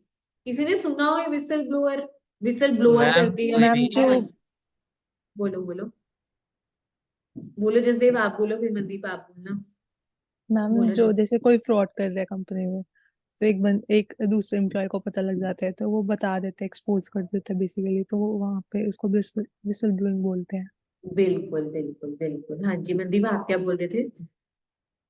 मैम वही सेम ही जो जसदेव ने बताया। हाँ हाँ अगर कोई बिल्कुल भी ठीक, इम्प्लॉय को पता लग जाए अंदर इंटरनल अफेयर भी फ्रॉडुलेंट चल रहा है तो वो बाहर। बिल्कुल बिल्कुल बिल्कुल, विसल ब्लोअर, ठीक है, मतलब एक तरह से सीटी बजा देना है ना, या ढिंडोरा पीट देना, इसको अगर सिंपल लेमैन लैंग्वेज में जिसने पहले नाम पढ़ा हो, है ना। विस्टर ब्लो मतलब सीटी बजा देना या ढिंडोरा पीट देना। अब किस चीज का? भैया आपकी कंपनी में यहाँ पे चलो एलएलपी की बात हो रही है, कुछ गड़बड़ चल रही है ना, आपको पता चल गया कि कुछ अनएथिकल, कुछ अनलॉफुल हो रहा है, लीगल काम नहीं हो रहा, कुछ गड़बड़ चल रही है गलत, और आपको पता चल गया वहां के किसी बंदे को, एम्प्लॉय को, ऑफिसर को, जिस मर्जी बंदे को, है ना, आपने बता दिया, शिकायत लगा दिया आपने, ठीक है जी, तो इसको क्या बोलते हैं, विसल ब्लोइंग। ठीक है जी, तो कहते अच्छा ये ना उसकी तरह रिलेट कर लो आप, जैसे ना रोड पे एक्सीडेंट नहीं हो जाता, तो फिर लोग डरते हैं क्या करने के लिए, बंदे के पास जाने के लिए, उसको हॉस्पिटल लेके जाने के लिए, है ना? क्यों, क्या रीजन होता है? हाँ, कि जब वो हॉस्पिटल लेके जाया जाएगा, एक्सीडेंट का केस बनता है, पुलिस आती है, तो जो उठाकर लेके आया उसी को अंदर डाल देंगे, है ना? हाँ हाँ, है ना? तो सबसे पहले अच्छा, मुस्कान को बुलाया हुआ है ऐसे, पेशी हुई थी मुस्कान की। हाँ हाँ हाँ हाँ, बिल्कुल, है ना? तो ऐसे होता है ना कि हम हेल्प करने से इसलिए कतराते हैं कि सबसे पहले हम ही उठा के लेके आए उस बंदे को, कि शक होता है फिर पुलिस को कि शायद इसी ने कुछ किया हो। ठीक है जी, पर अब ना काफी बदलाव आए हैं इस ये वाली चीज में। ठीक है, रोड एक्सीडेंट वगैरह, ताकि लोग ना फिर हेल्प भी करना बंद कर देते हैं इस चक्कर में। बहुत बदलाव है इस केस में कि उस बंदे को कुछ नहीं बोला जाएगा फिर, कि जो लेके आएगा हॉस्पिटल, है ना? बेशक चलो पूछताछ के लिए वो सब के लिए बुलाया जाएगा, पर ऐसे इल्जाम या दोष नहीं दिया जाएगा। तो सेम यहाँ पर है, देखो एलएलपी में कुछ गड़बड़ चल रही है, कुछ गलत काम चल रहा है अनएथिकल, और किसी वहां के बंदे को पता चल गया और उसने शिकायत लगा दी बाहर जाके, कोर्ट कोर्ट में, ट्रिब्यूनल में, कहीं पे लगा दी शिकायत। ठीक है जी। अब देखो कई बार क्या होता है, वो बंदा तो फिर डरेगा कि अगर मैंने शिकायत लगा दी, एलएलपी मेरे पीछे पड़ जाएगी, कोर्ट मेरे पीछे पड़ जाएगी, मेरे को ही ना कहीं अंदर ले ले या पनिशमेंट कर दे, है ना? पेनल्टी लगा दे, इम्प्रिजनमेंट, जेल के सलाखों के पीछे कर दे। तो फिर ऐसे लोगों को बचा के रखना, क्योंकि ये तो सच बोल रहे हैं, सच निकाला है इन्होंने बाहर, सीटी मार के, ढिंडोरा पीट के। ठीक है, विसल ब्लोअर इसको बोलते हैं। तो उनको बचाया जा रहा है यहाँ पे, ये लोगों को, जिन्होंने सच्चाई बाहर निकाली है, अंदर जो चीजें चल रही। ठीक है, नहीं तो ना पता चलती। ठीक है, इसको सेम रोड एक्सीडेंट वाले केस से मुस्कान के साथ एक्सपीरियंस हो रखा है। ठीक है, उससे रिलेट कर सकते हैं। ठीक है जी, आओ एक बार इसको देख लेते हैं कि टर्म्स ऑफ लैंग्वेज, लॉ की लैंग्वेज में क्या बोला हो। कहते कोर्ट या ट्रिब्यूनल, ठीक है, या क्या कर सकती है, रिड्यूस या वेव पेनल्टी। ठीक है, या तो बिल्कुल हटा देगी, वे मतलब हटा देगी या कम कर देगी पेनल्टी, किसके अगेंस्ट, किसके ऊपर लगा हुआ है यहाँ पे चार्ज या पेनल्टी, कहते हैं किसी पार्टनर या एम्प्लॉय के ऊपर, एलएलपी के ऊपर लगा हुआ है। ठीक है, अब देखते हैं आगे क्यों लगा था। ठीक है, और कोर्ट को कब लगा कि हटा देनी चाहिए पेनल्टी। कहते ये पार्टनर और एम्प्लॉय ने तो क्या किया था, कुछ इन्वेस्टिगेशन चल रही थी एलएलपी की, एलएलपी की ना कोई कार्रवाई चल रही थी। ठीक है जी, कोई कार्रवाई चल रही थी, कोई कोर्ट केस वगैरह चल रहा होगा, तो कार्रवाई चल रही होगी वहां पर। तो उस दौरान उस एलएलपी के किसी पार्टनर ने या एम्प्लॉय ने या किसी और बंदे ने क्या दे दी, कुछ यूजफुल इंफॉर्मेशन दे दी। ठीक है, या बेशक कहते कार्रवाई नहीं चल रही थी, फिर भी क्या दे दिया यहाँ पर देखो, फिर any information given by partner employ whether or not during investigation leads to LLP any partner employ being convicted. कहते चाहे इन्वेस्टिगेशन चल रही थी उस दौरान दी इंफॉर्मेशन, चाहे इन्वेस्टिगेशन नहीं चल रही थी, फिर भी कुछ ऐसी इंफॉर्मेशन दे दी कि जो कि क्या करना पड़ेगा अब उनके ऊपर, वो कॉन्विक्ट मतलब वो दोषी ठहराई जाएगी कंपनी, एलएलपी। ठीक है जी। तो कहते हैं इस दौरान अगर कोई इंफॉर्मेशन आपका बंदा कोर्ट कचहरी को देता है, तो उनके ऊपर ऐसे ही नहीं पेनल्टी लगेगी, बहुत, अगर सच में जरूरत है तो बहुत कम कर दी जाएगी, अगर उनका दोष है वो इंफॉर्मेशन देने में, नहीं तो हटाई दी जाएगी वो पेनल्टी। ठीक है, क्योंकि उन्होंने तो एक तरह से सरकार की हेल्प की है वो इंफॉर्मेशन बताकर। ठीक है जी, तो कहते नो पार्टनर और एम्प्लॉय, कहते जिस बंदे ने इंफॉर्मेशन दी उसको ना निकाला जाएगा, ना डीमोटेड, मतलब आपकी जैसे हम कहते हैं प्रमोशन, डिमोशन मतलब उसकी पोस्ट नीचे वाले लेवल पे उसको डीमोट कर देना। ठीक है, ना उसको सस्पेंड किया जाएगा, ना उसको थ्रेटन किया जाएगा, ब्लैकमेल किया जाएगा, हरास किया जाएगा, ना डिस्क्रिमिनेट किया जाएगा। कहते हैं अगर उसने इंफॉर्मेशन दिया उसके साथ ऐसा कोई मतलब गलत काम नहीं, उसके गलत स्टेप नहीं कोई उठाया जाएगा। और वो क्यों उठाया जाए, क्योंकि जस्ट उसने इंफॉर्मेशन दी है इसलिए। ठीक है जी, तो एलएलपी से उसको नहीं निकाला जाएगा, ना सस्पेंड, ना कि उसके साथ कुछ गलत हरकत की जाएगी, ना डिमोट किया जाएगा या मतलब हरासमेंट की जाएगी, कुछ नहीं ऐसी हरकत करनी उसके साथ, क्योंकि उसने तो जस्ट इंफॉर्मेशन दी है, सरकार की मदद की, तो उसके ऊपर ना फालतू की पेनल्टी लगेगी। ठीक है ना, ये सब चीजें।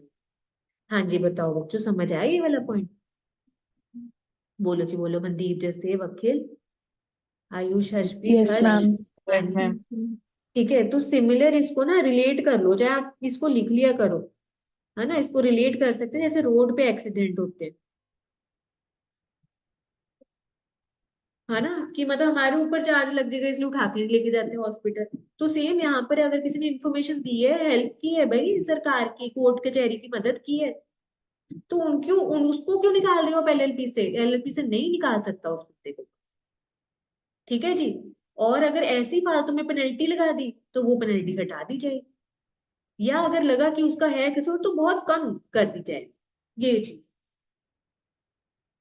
ठीक है, विसल ब्लोइंग, विसल ब्लोअर ये बोल देते हैं उसको। ठीक है जी। आओ जरा आगे देखें फिर हम। कंट्रीब्यूशन। अच्छा, हम कह रहे थे ना एलएलपी के जो पार्टनर्स होते हैं वो कुछ कैपिटल कंट्रीब्यूशन लेकर आते हैं, मतलब कुछ पैसा लेकर आते हैं। ठीक है जी, वही बताया हो कि क्या ला सकते हैं वो, किस फॉर्म में और लेकर आएंगे वो अपना शेयर, है ना, पैसा कैपिटल किस शेयर में लेकर आएंगे। कहते कि चाहे आप प्रॉपर्टी ले आओ, जरूरी नहीं कि कैश ही लेकर आना है। कहते टेंजिबल, मूवेबल, इमूवेबल प्रॉपर्टी या इंटेंजिबल प्रॉपर्टी या कोई भी और फायदा। ठीक है जी। या कैश लेकर आ रहे हो या प्रॉमिसरी नोट, याद है हमने किया था नेगोशिएबल इंस्ट्रूमेंट का, आपको थोड़ा सा बेसिक बताया था, प्रॉमिसरी नोट आप दे रहे हो, है ना, या कोई आपने अग्रीमेंट या कॉन्ट्रैक्ट काम करने का दे दिया, है ना, कि मतलब आपने कुछ अग्रीमेंट दे दिया कि हम इतने पैसे कंट्रीब्यूट करेंगे, इतनी प्रॉपर्टी आपको कंट्रीब्यूट करेंगे। मतलब जरूरी नहीं है यहाँ पे सिर्फ कैश हो, ओनली कैश जरूरी नहीं है, ये बताया। आप कुछ प्रॉपर्टी भी रख सकते हो, ठीक है, पैसे भी रख सकते हो, कुछ अग्रीमेंट या कॉन्ट्रैक्ट भी रख सकते हो। ठीक है, या अगर अग्रीमेंट रखने की हम इतने पैसे देंगे, ये इतनी प्रॉपर्टी आपको देंगे। ठीक है, या नेगोशिएबल इंस्ट्रूमेंट रख सकते हो। ठीक है जी, movable immovable property, tangible intangible, कुछ भी रख सकते हो। ठीक है, नॉट ओनली इन कैश, जैसे हम कैपिटल से हमारे को तो एकदम सोचता है कि ओनली कैश, या चलो आजकल चेक में हो गया। ठीक है, और कहते उसको हम मेजर करना है मॉनेटरी टर्म्स में, तो वो जो मॉनेटरी वैल्यू है ना उसको अकाउंट फॉर करना है, मतलब किताबों में हमारे को लेना है, उसकी एंट्रीज डालनी है और डिस्क्लोज करना है किताबों। ठीक है, उसकी मॉनेटरी वैल्यू निकालो कि हर पार्टनर कितने पैसे लेकर आ रहा है, मॉनेटरी वैल्यू निकालो। अगर तो कैश लेकर आ रहा है बैंक के थोड़ा तो सीधा सीधा आ जाएगा, नहीं तो वो वैल्यू निकालो, मॉनेटरी वैल्यू, और किताबों में दिखो, बस ये बोल लो। ठीक है जी। आगे देखो क्या लिखा हुआ सेक्शन 33 में, ऑब्लिगेशन टू कंट्रीब्यूट। कहते हैं अब कंट्रीब्यूट करना कितना है, कैसे करना है, ये सारी चीजें कहाँ लिखी होंगी, एलएलपी के अग्रीमेंट में मेंशन होगी। जैसे हम स्कूल में नहीं करते थे पार्टनरशिप डीड में क्या लिखा होगा, क्योंकि प्रॉफिट शेयरिंग रेशियो इतनी है और वो 3 पार्टनर्स थे ए बी सी, है ना, वो 1-1 लाख रुपया लेकर आए, तो जो उनके पार्टनरशिप डीड में जैसे हम करते थे इधर एलएलपी एग्रीमेंट में लिखा होगा, वहां पर उसके अकॉर्डिंग वो करेंगे कंट्रीब्यूट। ठीक है जी, ये लिखा हुआ है। कहते हो क्रेडिटर ने अगर किसी ने पैसे दे दिया आपको उधार, ठीक है जी, और उसने कैसे दिए पैसे उधार पे, जैसे आपके एलएलपी एग्रीमेंट में लिख रखा था, ठीक है जी, तो कहते फिर वो वैसी चीज अप्लाई होगी। अगर आपने ना, जैसे हम कहते नहीं कि हम कोई बात नहीं, एग्रीमेंट में कई बार कुछ और लिखा होता है, आपसी सहमति से ना पार्टनर्स कुछ और कर रहे हैं, है ना, सपोज उनके अग्रीमेंट में लिखा है कि हम 1-1 लाख रुपया लेके आएंगे तीनों। ठीक है जी, अब वो बाहर वाले बंदों ने ना एलएलपी एग्रीमेंट के अकॉर्डिंग उधार दिया या कुछ भी दिया। अब दो पार्टनर्स ने क्या किया, एबीसी में से दो ने ना आपसी सहमति से कुछ कर लिया कि यार तू 60 दे दे, मैं 40 दे दूं, तो ये कुछ भी। कहते हैं जो एलएलपी एग्रीमेंट में वो फाइनल है, बाहर वाले लोग अगर उसके अकॉर्डिंग आपके साथ डील कर रहे हैं तो वो वैसी चीज चलेगी, आपकी आपसी सहमति पार्टनर से जो मर्जी। सिंपल इन्होंने ये बोला है कि एलएलपी एग्रीमेंट के अकॉर्डिंग चलेगी चीज। ठीक है, without notice of any compromise between partners, उनके आपसी कुछ भी उनकी कंडीशन हो, टर्म्स एंड कंडीशन हो, पर जो एलएलपी एग्रीमेंट में वही फाइनल है। हाँ जी बच्चों, बताओ यहाँ तक कोई डाउट किसी का, पूछो अगर है। ये वाला कह रहे हो ना, कहते हैं अगर कोई क्रेडिटर है जिसने कुछ उधार दिया, क्रेडिटर क्या होता है, हमारे को कुछ माल सप्लाई किया होता है या हमारे को कुछ पैसे दिए होते हैं, हमने उसको वापस देने हैं, कुछ मतलब हमारी देनदारी होती है, उसने विच एक्सटेंड्स क्रेडिट। अब यहाँ पे क्रेडिट फायदा नहीं, यहाँ पे मतलब उधार कह दो इधर हमारे को, विच एक्सटेंड्स क्रेडिट और otherwise acts in reliance on an obligation described in that agreement. कहते बाहर वाला बंदा आपको क्या कर रहे हैं, कुछ आपको उधार पे दे रहे हैं या सामान दे दिया, कुछ दे दिया, या वो तब वैसे डील कर रहे हैं जैसे वो चीजें ना लिख रखी है एलएलपी एग्रीमेंट में। कहते जैसे लिख रखी है ना एग्रीमेंट में, सिर्फ वैसे ही चलेगी। बेशक आपसी सहमति से पार्टनर्स ने कुछ और सोचा हो कि हम ऐसे करेंगे, वैसे करेंगे, वैसे करेंगे, तो पर एलएलपी एग्रीमेंट के अकॉर्डिंग ही चलेगा। अगर बार बार ये लोग उसके अकॉर्डिंग एडिट करें, बस ये। तो कहते फिर वो बाद में नहीं बोल सकते ना पार्टनर्स की ऐसे था, हमारे बीच तो ऐसे था। एलएलपी एग्रीमेंट में जैसे लिखा है वो फाइनल है। अपना पर्सनल जैसे मर्जी वो करे, उनकी अपनी अगर कुछ और टर्म्स एंड कंडीशन है, ठीक है, वो जैसे मर्जी चले। ठीक है जी। तो बार बार लोगों के साथ एलएलपी एग्रीमेंट के अकॉर्डिंग सारी चीजें चले, ये बोलो। हाँ जी, किसी और का कोई डाउट इधर? बोलो जी, बोलो बोलो बोलो बोलो। No ma'am. ठीक है, ठीक है, ठीक है, ठीक है। और कल एक बार टाइम कोऑर्डिनेट कर लेंगे कल का। मॉर्निंग, अर्ली मॉर्निंग ही रखेंगे, ठीक है, जैसे पहले रखते होते थे। ठीक है अब। और ना जिस दिन जो आपके थे डाउट्स, कल जैसे सेशन रखेंगे यस ना, मैम। कल होगा इजीली। कल टाइम आपको देकर सारे सॉल्व कर लेंगे डाउट्स जो भी आपके डिपॉजिट्स के हैं, और भी किसी का कुछ हुआ तो वो भी कर लेंगे कल। ठीक है, मैम अर्ली मॉर्निंग संडे। कल 6 o'clock रखोगे आप? क्या चीज? अर्ली मॉर्निंग 6 o'clock रखोगे आप? चलो 6 नहीं तो 7 रख लेंगे। ठीक है, ठीक है। और मतलब देखो हमारा हो जाएगा कल ये चैप्टर। मुझे है कि बुक से कर ले, फिर हम नोट्स पे आ जाएंगे। एटलीस्ट ये तो लगेगा ना कि सिलेबस हो गया, है ना। तो 7 चैप्टर रहे थे हमारे रहते अभी, है ना। चलो पर कर लेंगे हम फटाफट से। चलो 3 रहते हैं कंपनीज एक्ट के, 4 अदर लॉज के हमारे। हाँ 4, यही 4 बोल रही हूँ। अदर लॉज के 4 हैं, कंपनीज एक्ट के 3। हाँ। अच्छा, इसको काउंट नहीं कर रहे? अच्छा, चलो आओ अब इधर आओ बच्चों, फाइनेंशियल डिस्क्लोजर पे आओ। ठीक है, मैंने ना फाउंडेशन में ऐसे ही करवाया था बच्चों को। मैंने स्टार्ट ही उनको बुक से की। ठीक है, उनका होने वाला है। ठीक है, उनको भी मैंने स्टार्टिंग से मैंने बुक से करवाया है, बड़ा स्पीडली हो गया। वो भी टेंशन खत्म हो गई कि यार सिलेबस रहता है। ठीक है, उनको भी मैंने बोला है कि सिलेबस खत्म होने के बाद नोट्स पे हम वर्क करेंगे। आपका ऑलमोस्ट सब नोट्स के साथ हो गया है। जो रह गए हैं ये 6-7 चैप्टर साथ साथ करते जाए, क्योंकि नोट्स भी जरूरी है। ठीक है, क्योंकि थोड़ा इजी हो जाता है नोट्स से पढ़ना बुक के कंपैरिजन। आओ जरा। ठीक है, फाइनेंशियल डिस्क्लोजर पे आओ अब। ठीक है, फाइनेंशियल डिस्क्लोजर पे क्या होता है? फाइनेंशियल डिस्क्लोजर किसके बारे में बात हो रही होगी अब? हाँ, किताबों के बारे में, जो हमने कंपनी अकाउंट्स पढ़े, बुक्स ऑफ अकाउंट्स। ठीक है, एलएलपी को भी किताबें बना के रखी। ठीक है जी, उसके बारे में अब। ठीक है जी। कौन कौन सी थी वैसे मेरी हमारी में कंपनीज में? Financial statements, balance sheet, PNL, cash flow भी जिसके ऊपर अप्लाई कैश होता फ्लो है ना। स्टेटमेंट, हाँ हाँ कंसोलिडेटेड हाँ। Financial statement, consolidated financial statement, फिर एक और चीज थी, एनुअल रिपोर्ट। पीएफआर। हाँ हाँ बिल्कुल, पीरियोडिकल फाइनेंशियल रिजल्ट्स है ना, वो सब चीजें थी। ठीक है, तो यहाँ पे नहीं नहीं, इतना कुछ नहीं है ना, इतना डिटेल में है ना, मतलब ना इसके ऊपर एप्लीकेबल है इतना डिटेल में, ना इतना बता रहे हैं। जनरल चीजें हमारे को पता होनी चाहिए LLP से। तो क्या बोला, कहते हैं एक तो ढंग से प्रॉपर किताबें होनी चाहिए, जैसे भी प्रिस्क्राइब मैनर में बता रहे। कहाँ पे बताई होती है मैनर वगैरह? जो भी इन डिटेल रूल्स निकलते होते हैं उसमें बता रहे। ठीक है, और इस बार जो हमने पिछला इनकॉर्पोरेशन चैप्टर किया, उसमें भी बहुत चीजें आपके ना न्यू सिलेबस के अकॉर्डिंग ऐड हो। वो इतना बड़ा नहीं होता था हमारा पहले, जो अब आपके न्यू सिलेबस में बन गया। रूल्स बहुत सारे ऐड थे इस बार। ठीक है, तो इसलिए थोड़ा सा हमारा वो लंबा था, क्योंकि न्यू सिलेबस में काफी चीजें ऐड हुई है इनकॉर्पोरेशन। बाकी में तो एक एक दो दो सेक्शन में कुछ एक आधा पॉइंट ऐसे ऐड ऑन हुआ था, इतनी रेलिवेंट थी चीजें। इनकॉर्पोरेशन में काफी चीजें। अब फिर कहते हैं एक ना आपको क्या फाइल करनी है, स्टेटमेंट किस चीज की? Statement of account and solvency. ठीक है, इसका मतलब बता सकते हो क्या होगा? Statement of account and solvency, एक तो है कि किताबें बनानी है प्रॉपर, बैलेंस शीट, वो सब चीजें।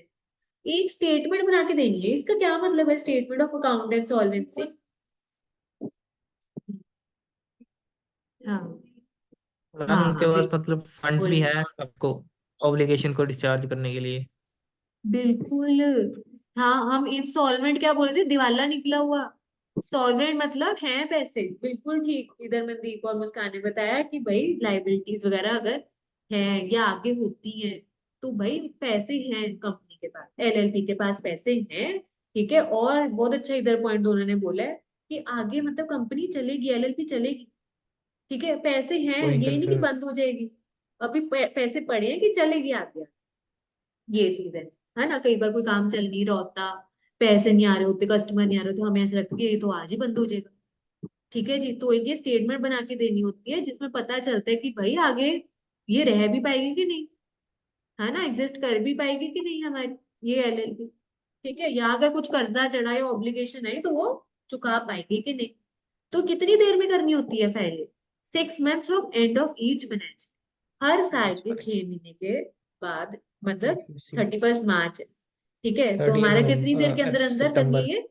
हाँ बिल्कुल, तभी आपको बोला ये 30 सितंबर वाली डेट 30 ना काफी सितंबर। सारी। हाँ, बहुत सारी ड्यू डेट्स होती है 30 सितंबर।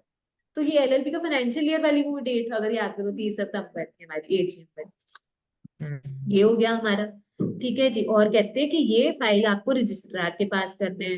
कहते कौन से फॉर्म में, जो वो बताएगा वहां पर एमसी की वेबसाइट पे, या जो भी रूल्स बताएंगे, या जो भी फीस से रिलेटेड रूल्स बताएंगे। ठीक है, और कहते हैं कि आपको फिर क्या करना होगा, किताबें बनाने के बाद क्या करना होता है, ऑडिट करवाना होता है। ठीक है, ऑडिट करवाना होता है, और सरकार को अगर लगा तो कुछ एलएलपीस को एग्जेम्प्ट भी कर सकते हैं कि आपको ऑडिट करवाने की जरूरत नहीं। ये चीज है।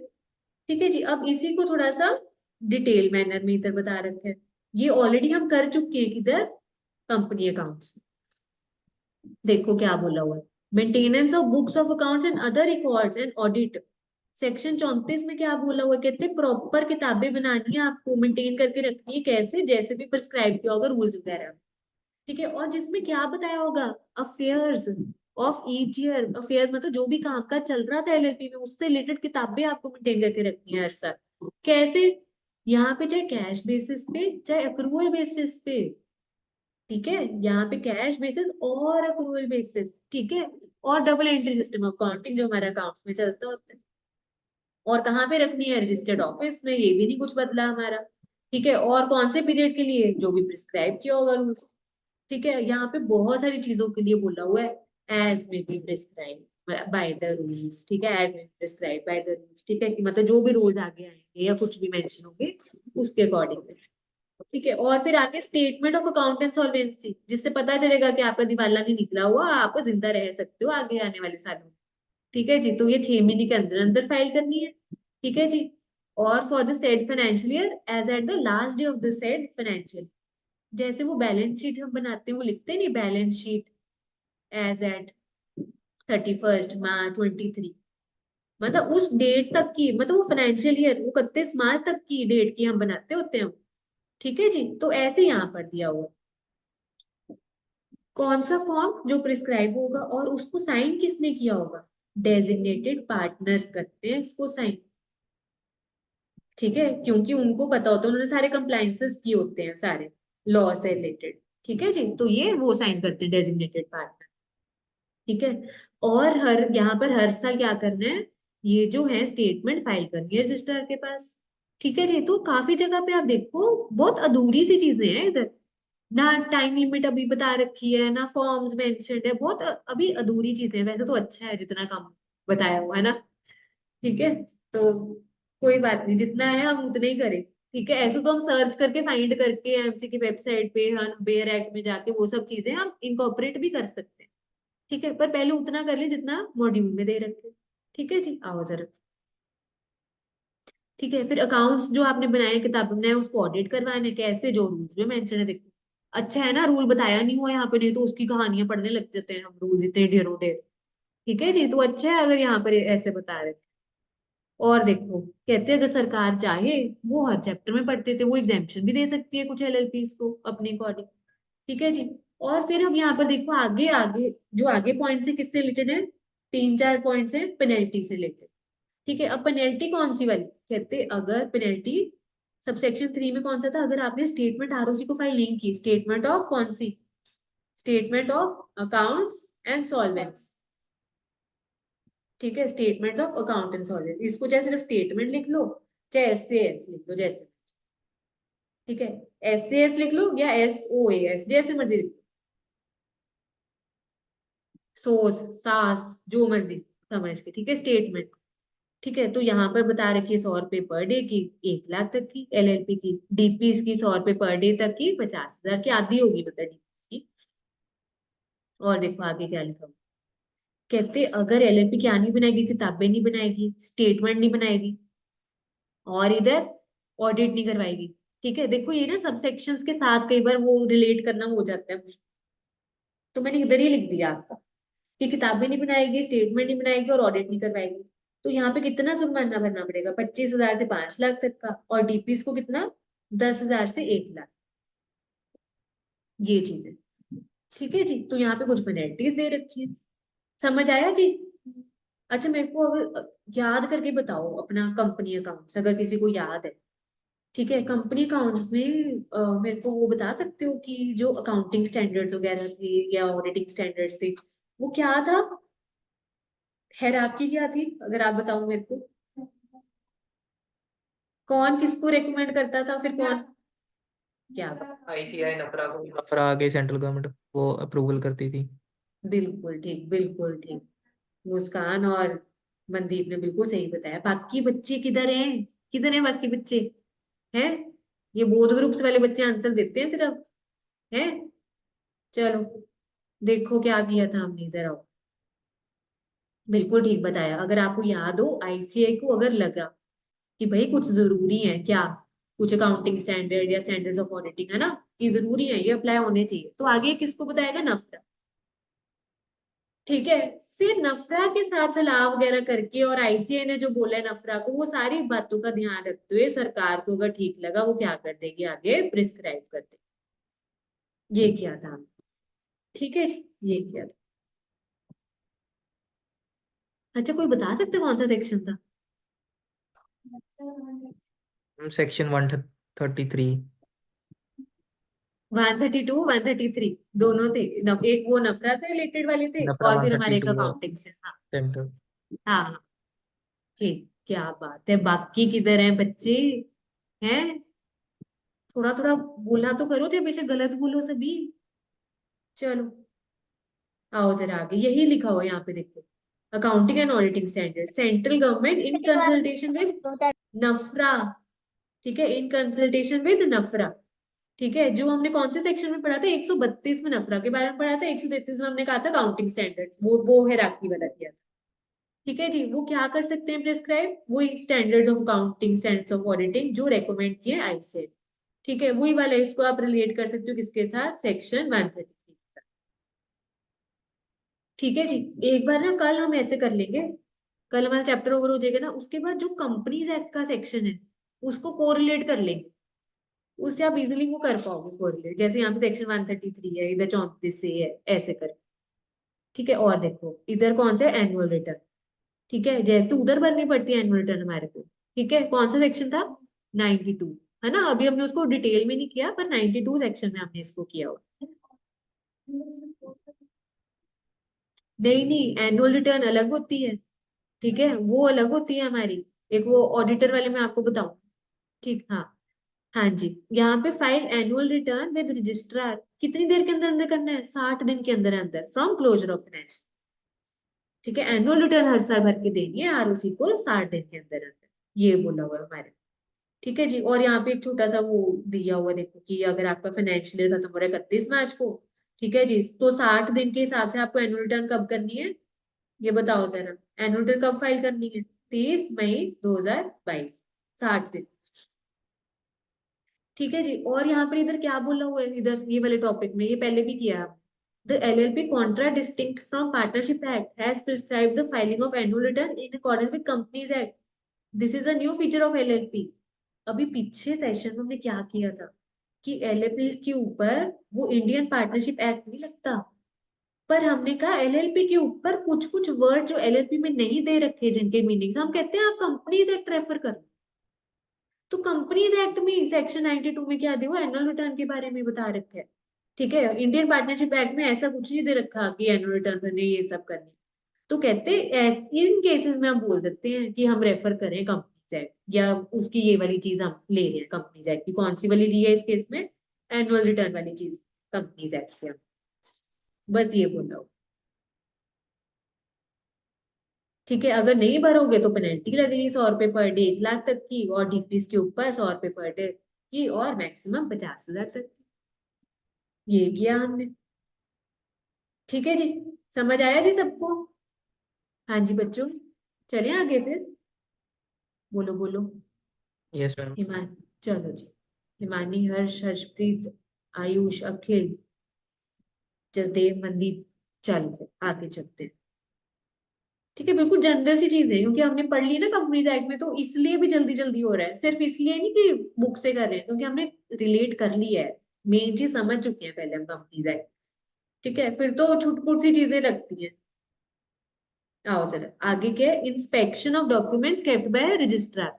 36 नंबर सेक्शन में क्या बोला हो, कहते कि जो भी है ना, आपने जो जो डॉक्यूमेंट्स फाइल किए, जैसे इनकॉर्पोरेशन डॉक्यूमेंट जो मेन था, जैसे एमओए एओ की जगह इनकॉर्पोरेशन डॉक्यूमेंट बोलते हैं, कुछ भी पार्टनर्स के नाम या उसमें जो चेंजेस होते हैं, या जो भी आप statement of account and solvency कर रहे हो, एसडीएस, है ना, या जो भी एनुअल रिटर्न फाइल कर रहे हो, ठीक है जी, तो आपको ये क्या करनी पड़ेगी, अवेलेबल रखनी पड़ेगी, ताकि अगर किसी को इंस्पेक्ट करना है, चेक करना है ना, तो वो आप कर पाओ। Inspection of documents kept bye registrar, ठीक है जी। तो ये सारी चीजें एलएलपी ने किसको भरी थी, आरओसी को फाइल करके, मतलब सबमिट की थी, ठीक है जी। तो ये यहाँ पर आपको अवेलेबल करनी पड़ेगी, available for inspection by any person, ठीक है। आपको रखनी है अपने पास संभाल के, जो जो कॉपीज आप सबमिट कर रहे हो अपने पास रखनी है, अगर किसी को नजर मारनी है, ताकि वो नजर मार पाए।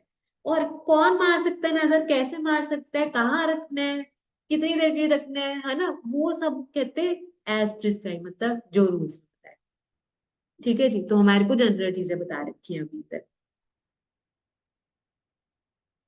ठीक है जी। आओ जरा आगे देखिए।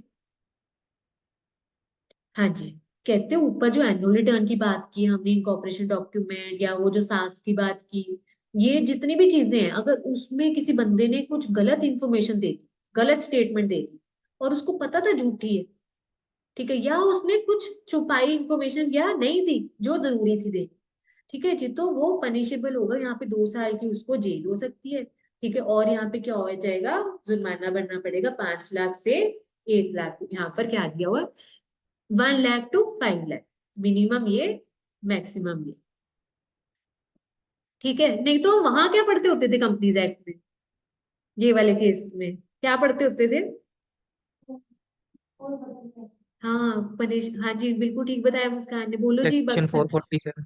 बिल्कुल सेक्शन 447 पनिशमेंट ऑफ फ्रॉड, क्योंकि ये एलएलपी एक्ट कर रही है, कंपनीज एक्ट नहीं कर रही, इसलिए यहाँ पे हर जगह एज पर 447 नहीं लगाना हमने, और आंसर लिखते टाइम हम लगा दें एज पर 447, फ्रॉड का नाम पड़ती है। एक्ट बदल गया, मम्मी पापा बदल गए इसके, तो बातें अलग बताएंगे समझाएंगे, ठीक है जी, अलग तरीके से समझाया हुआ है इन्होंने, यहाँ पे इन्होंने अपनी पेनल्टी बता रखी है, ठीक है जी। तो ये हो गया हमारा, बिल्कुल सिंपल जनरल सी चीज है, इतना कुछ है नहीं है एलपी में, बहुत स्कोरिंग होने वाला है हमारा, ठीक है। Power of registrar to obtain information, ठीक है जी। अब यहाँ पे क्या बोला हुआ है, रजिस्ट्रार को अगर लग रहा है कि हमें कुछ और इन्फॉर्मेशन चाहिए, तो वो मंगवा सकता है इन्फॉर्मेशन, ठीक है। अगर वो इन्फॉर्मेशन ना दी, तो वो पेशी के लिए बुला सकता है कि आओ जी, उसको क्या बोलते हैं, समन, कि आपको आना पड़ेगा, ठीक है। तब भी अगर कोई बंदा नहीं आता, तब फिर पेनल्टी लगेगी। बस ये बोल रहे 3 पैराग्राफ।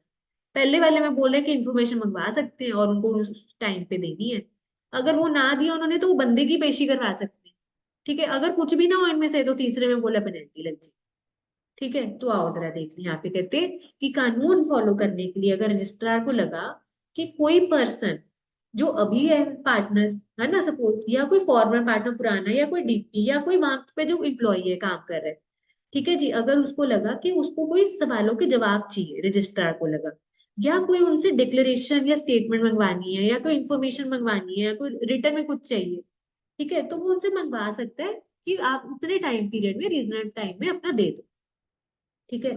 दूसरे पार्ट में क्या बोला, अगर वो बंदे को जिसको बोला था कि तू जवाब दे, उसने नहीं दिया आंसर, या स्टेटमेंट रिटर्न में मंगवाई थी वो सब नहीं दिया, वो रीजनेबल टाइम में दिया नहीं, ठीक है जी, और रजिस्ट्रार के पास अगर किसी ने वो आंसर भेज भी दिया ना, या स्टेटमेंट भेज भी दी, वो उसको तसल्ली नहीं हो रही, तो वो क्या करे? एक यहाँ पे बोला हुआ है कि आरओसी के पास या तो भेजा ही नहीं, या अगर भेजा है तो उसको सेटिस्फेक्शन नहीं हो रही, तो वो क्या करेगा? पेशी, समन भेजा जाएगा कि आ भाई अब तो आ, अब तेरे से पूछताछ की जाएगी, है ना? मुस्कान से की थी ना पूछताछ। चलो बताना डिटेल में क्या हुआ था, है ना, बाद में। चलो, यहाँ पे कहते हैं या तो भेजा नहीं आरओसी को, या भेजा तो उसको तसल्ली नहीं थी आरओसी को, तो फिर अब वो क्या करेगा? पावर टू समन, समन मतलब बुलावा भेजना, कि आ जाओ जी, अब पेशी होगी, आपकी पूछताछ होगी।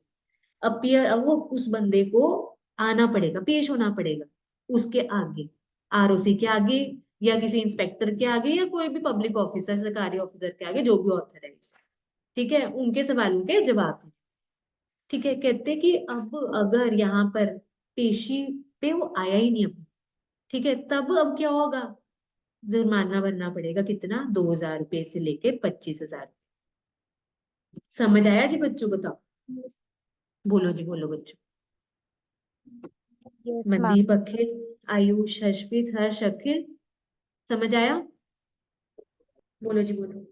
Yes, चले ma'am. आगे फिर। चलो, तो यहाँ तक बिल्कुल जनरल से पॉइंट थे। अब ये कि थोड़ा सा नया सा टॉपिक है, शायद आपने स्कूल टाइम में थोड़ा बहुत वो सिविक्स वगैरह में पढ़ा हो या कुछ। ठीक है, मेरे को मतलब बताओगे कोई कंपाउंडिंग ऑफ ऑफेंसेस का?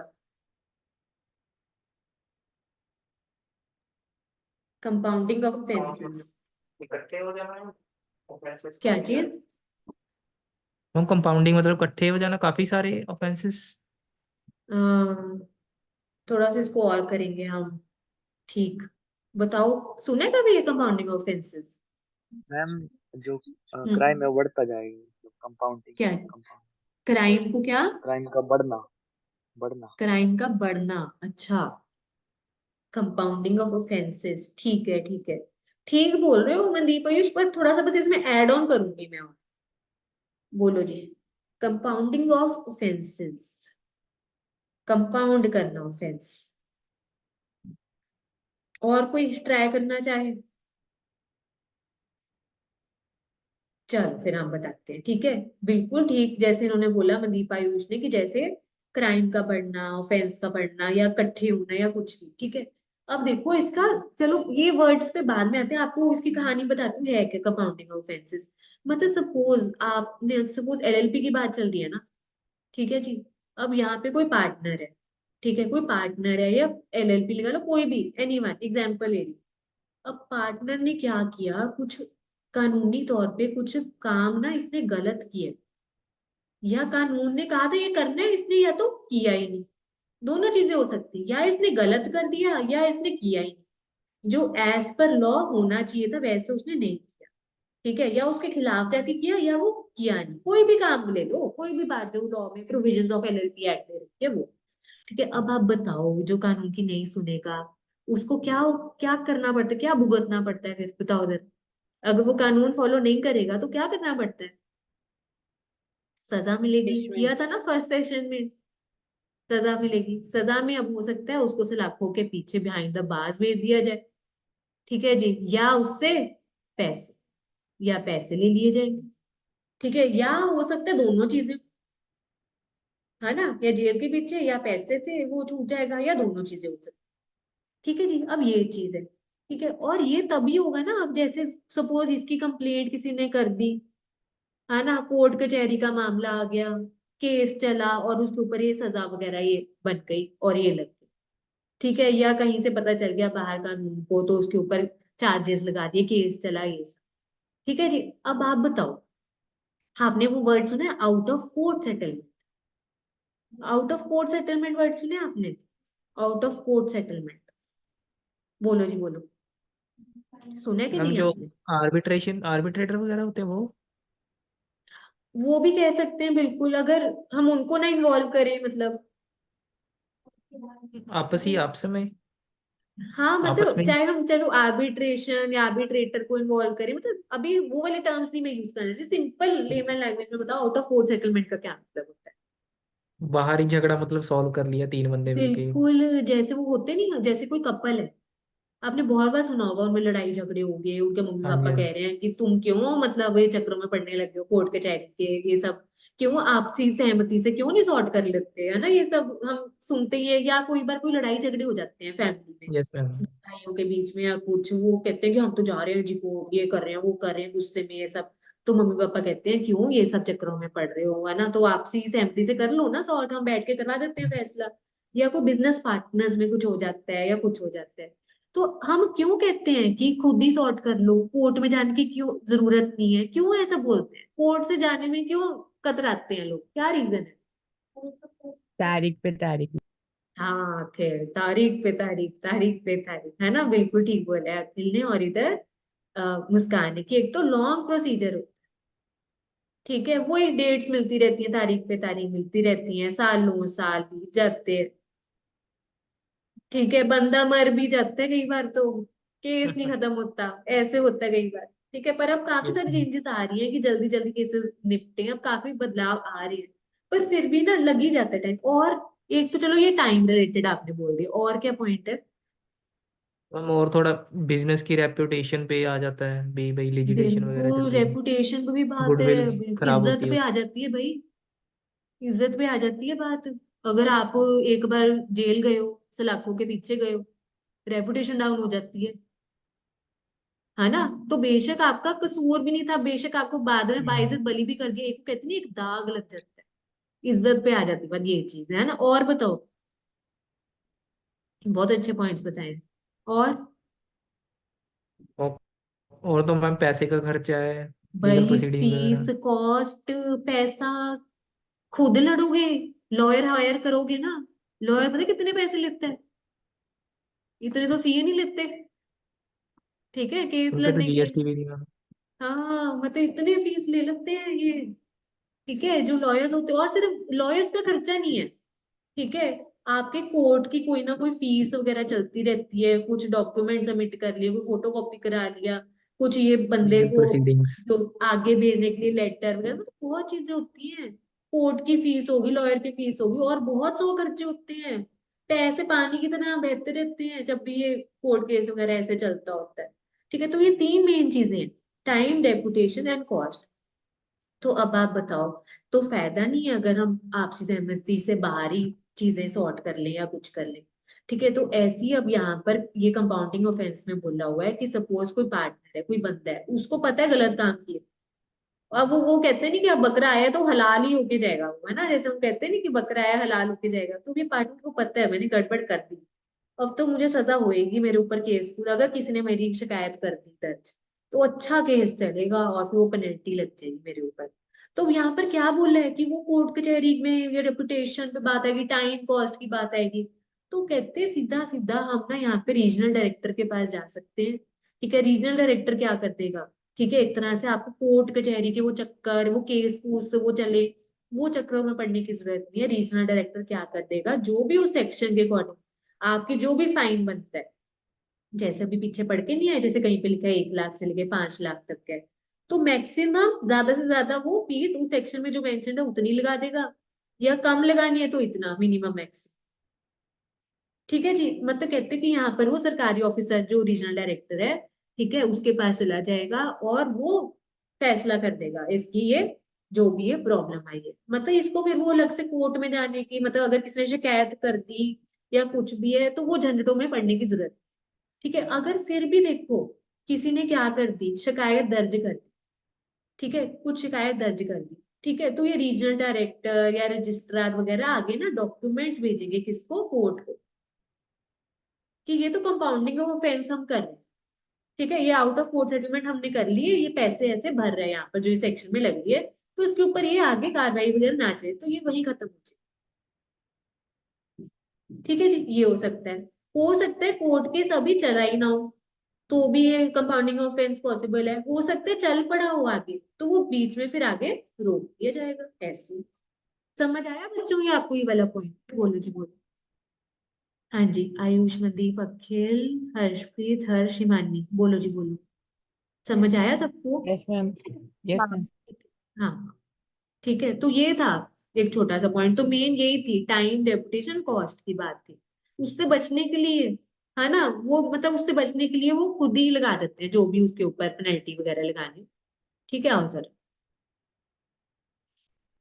ठीक है, कहते हैं not with standing anything contained in code of criminal procedure 1973। ठीक है, ये हम फाउंडेशन के फर्स्ट चैप्टर में बेसिक्स में पढ़ते होते हैं, जो उनके न्यू सिलेबस में बच्चों में ऐड हो, जिसमें बेसिक लॉ के बारे में बताया होता है। कोड ऑफ क्रिमिनल प्रोसीजर, जो जैसे क्रिमिनल एक्ट्स वगैरह होते हैं जो, है ना, जिसके लिए फांसी की सजा भी हो सकती है, कुछ भी हो सकती है, या जेल वगैरह कुछ भी। ठीक है, तो कहते हैं कि उसके अलावा, ठीक है, not with standing anything contained in code of criminal procedure 1973। ठीक है, तो कहते हैं इसको साइड में रखते हो, हमें नहीं कोई लेना देना, कहते हैं उस एक्ट में जो मर्जी दे रखा हो।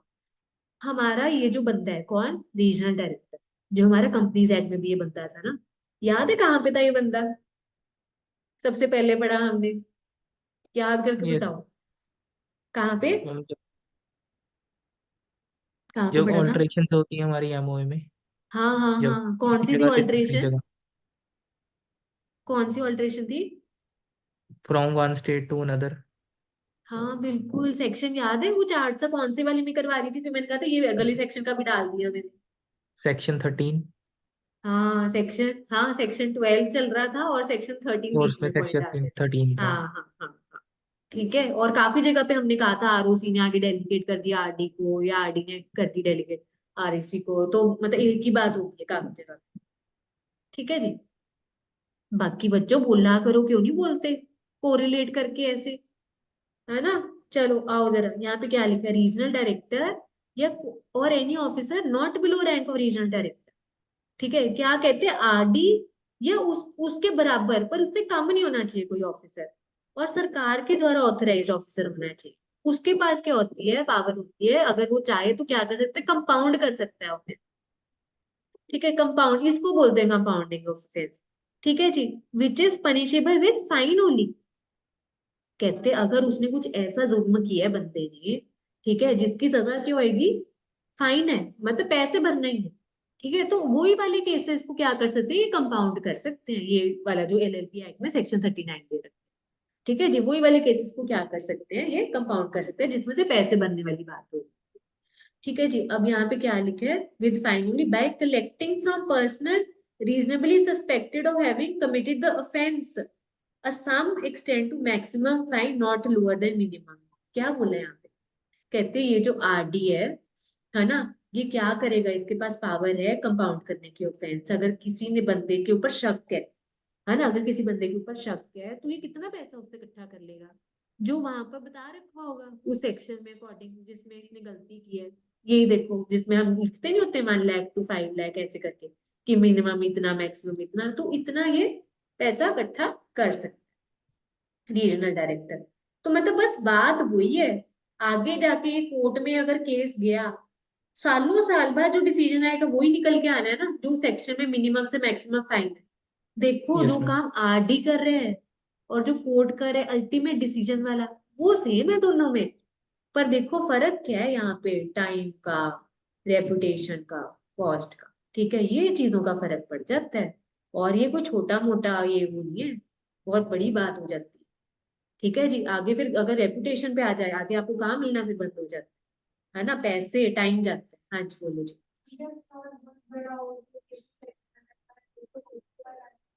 हाँ वो तो फिर कुछ एक्सेप्शनल केसेस तो फिर रहती ही है हमारे, है ना, कि वो तो फिर यही बात है ना, कि अगर बंदे को खुद पता चल गया कि यार अब तो मेरी आने वाली है बारी मेरी, है ना, तो फिर वो रीजनल डायरेक्टर क्या कर सकते हैं, वो चार्ज लगा सकते हैं उसके ऊपर, मतलब इतने वो चक्रों में पड़ने की जरूरत नहीं कोर्ट कचहरी में।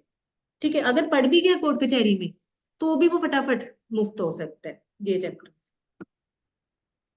ठीक है जी, आओ जरा क्या लिखा हुआ, अब यहाँ पे क्या बोला हुआ है, कहते ये जो हमने टाइम रेपुटेशन कॉस्ट बचाने वाली बात की, ठीक है जी, और हम कहते हैं कि चलो ठीक है, वो रीजनल डायरेक्टर क्या लगा देगा, आपके ऊपर फाइन लगा देगा जो सेक्शन में मेंशन है मिनिमम से लेके मैक्सिमम तक। ठीक है, कहते हैं कि ये कब तक आप कर सकते हो कंपाउंड ऑफेंस। ठीक है, मतलब यहाँ पर अगर आपने कोई एक गलती की, इधर कोई गलती की, अगर आपने सेम फिर रिपीट कर दी गलती, ठीक है जी, आप फिर आ जाओगे। अच्छा देखो, आप कुछ बोल रहे थे मनदीप, नहीं नो अच्छा, मैम। अच्छा, लोग इसका ना पता कैसे नाजायज फायदा उठा सकते हैं, गलत तरीके से फायदा उठा सकते हैं कि वो पहले गलती कर दें, फिर फटाफट आरडी के पास, सॉरी गलती होगी माफ कर दो, है ना प्लीज, जो भी है मेरे को सजा खुद आप ही दे दो, मुझे कोर्ट के चक्करों में पड़ना ही नहीं है ना। तो ऐसे हर कोई करेगा आगे फिर, कि पहले गलती कर दो, फिर आरडी के चरणों में गिर जाओ, है ना, पैरों में गिर जाओ कि सॉरी सॉरी गलती होगी, हमें माफ कर दो, पेनल्टी लगा दो, पर वो कोर्ट कचहरी के चक्करों में प्लीज ना। ऐसे तो लोग गलत फायदा उठाएंगे, है ना, बार बार रिपीट करेंगे मिस्टेक। तो यही यहाँ पर लोग ने फायदा उठा रहे थे, गलत इस्तेमाल कर रहे थे इस सेक्शन को। तो क्या किया, कहते अगर आपने एक गलती कर दी ना, ठीक है जी, तो 3 साल तक, टिल 3 इयर्स क्या हो सकता है, वो कंपाउंड हो सकता है। अगर वही सेम गलती आपने विद इन 3 इयर्स फिर से कर दी, ठीक है जी, फिर आप फिर से आरडी के पास जा सकते हो, मतलब फिर आपको फिर से वो पेनल्टी वगैरह वो लगाएगा, तो वो आप कह सकते हो कि मैंने पहले भी दिया, कुछ भी आउट ऑफ कोर्ट एक सेटलमेंट हो जाएगा। पर आफ्टर 3 इयर्स के बाद नहीं सुनी जाएगी, जितने मर्जी हाथ जोड़ लो, पैर पकड़ लो, किसी के माफिया मांग लो। कहते हैं अगर वो गलती 3 साल के बाद फिर से करी जा रहे हो, फिर नहीं होगी आपकी आउट ऑफ कोर्ट सेटल, फिर नहीं आपकी ये बात सुनी जाएगी बिल्कुल। ठीक है, तो यहाँ पे टाइम लिमिट एक दे दिया 3 साल। ठीक है, देखो आओ जरा पढ़े हम।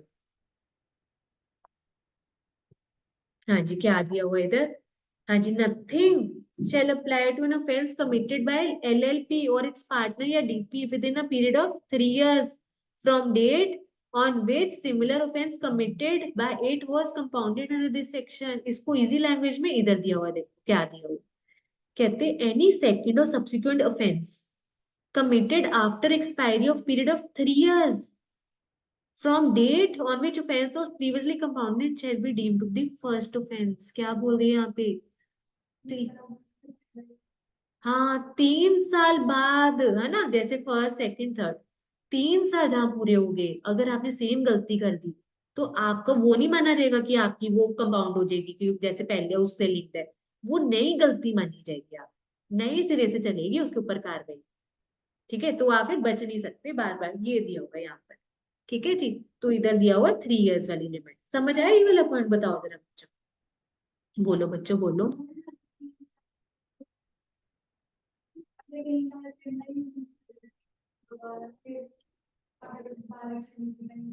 हाँ,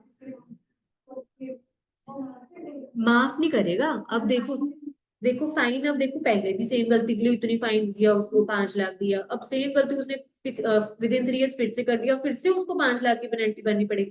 तो रीजनल डायरेक्टर ना कुछ देख लेगा आपसी सहमति से, या कि अब क्या करना है, कि इसको पूरी फीस फिर से लगानी है या थोड़ी बहुत, क्योंकि सेम गलती के लिए पहले भी भर के आए जस्ट पिछले साल ही। तो ऐसे करके वो फिर कंपाउंडिंग एक तरह से 3 साल के अंदर अंदर, या जो भी आउट ऑफ कोर्ट सेटलमेंट है वो हो सकती है, पर 3 साल के बाद उसको फ्रेश केस माना जाए, नए सिरे से। हाँ हाँ, ये चीज। हाँ जी बच्चों, इधर समझ आया आपको ये वाला पॉइंट, हाँ जी बोलो बच्चों,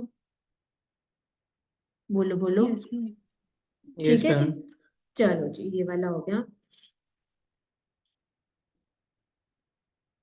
ठीक है जी, फिर इधर हम क्या कर रहे थे, देखो, हाँ जी, कहते every application of compounding of offence, ठीक है, रजिस्ट्रार को हमने भरनी है एप्लीकेशन। ठीक है, वो आगे क्या करेगा, देखो जो एप्लीकेंट है, जैसे कोई भी पार्टनर है कुछ भी, जिसको लग रहा है कि मैंने यहाँ गलती की है, वो आगे एप्लीकेशन फाइल करेगा आरओसी को, और आरओसी वो एप्लीकेशन जो भी उसमें और भी जो डॉक्यूमेंट्स कमेंट्स वगैरह है, वो किसको आगे फॉरवर्ड कर देगा, रीजनल डायरेक्टर। रीजनल डायरेक्टर या कोई भी ऑफिसर उससे नीचे नहीं होना चाहिए, और जो ऑथराइज है सेंट्रल गवर्नमेंट के द्वारा, ये चीज है। ठीक है जी, और यहाँ पर क्या लिखा हुआ है, कहते where an offence is compounded whether before or after institution of any prosecution, intimation thereof shall be given to registrar within a period of 7 days from the date on which offense is compounded। इसका बताओ क्या मतलब, बोलो जी बोलो।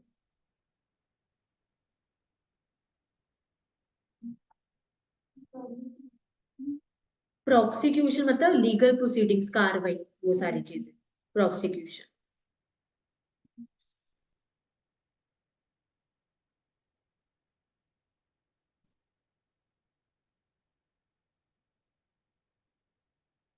बोलो जी बोलो।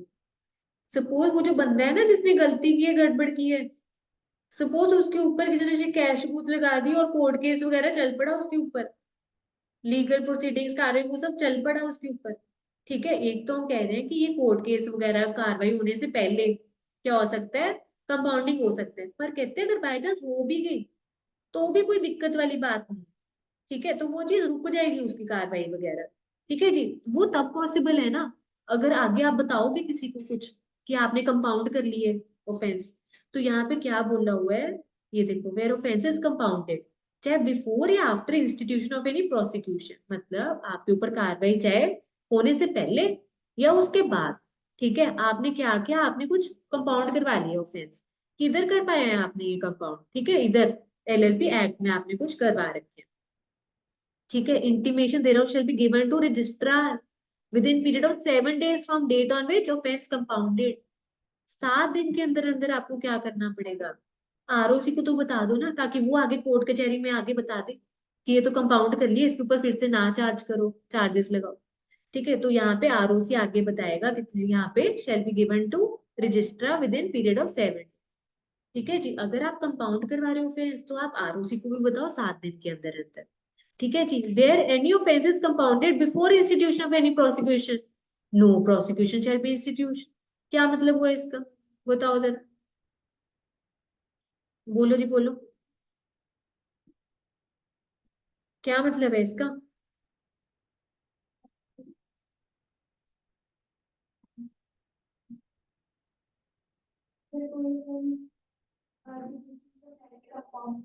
हाँ हाँ बिल्कुल, कहते कोर्ट कचहरी के चक्रों में पड़ने से पहले ही कंपाउंड हो गया आपका offence, out of court settlement होगी, फिर उसके बाद थोड़ी ना कोई शुरू होगी फिर से कार्रवाई आपके ऊपर या कोर्ट कचहरी या लीगल प्रोसीडिंग, ये चीज है। एक तो ये पॉइंट हो गया। पर कहते हैं अगर कंपाउंड हुआ कब, ये देखो अब नेक्स्ट वाला पॉइंट समझाओ।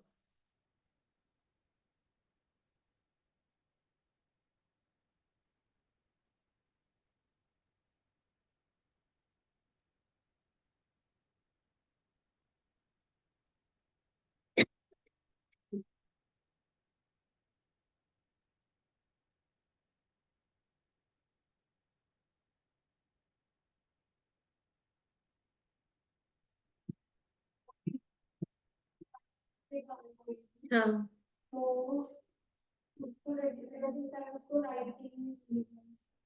हाँ हाँ जी, बताओ बच्चों क्या लिखे, ये वाला आ गया था पॉइंट समझ में, फिफ्थ वाला बच्चों। हाँ जी बोलो जी बोलो।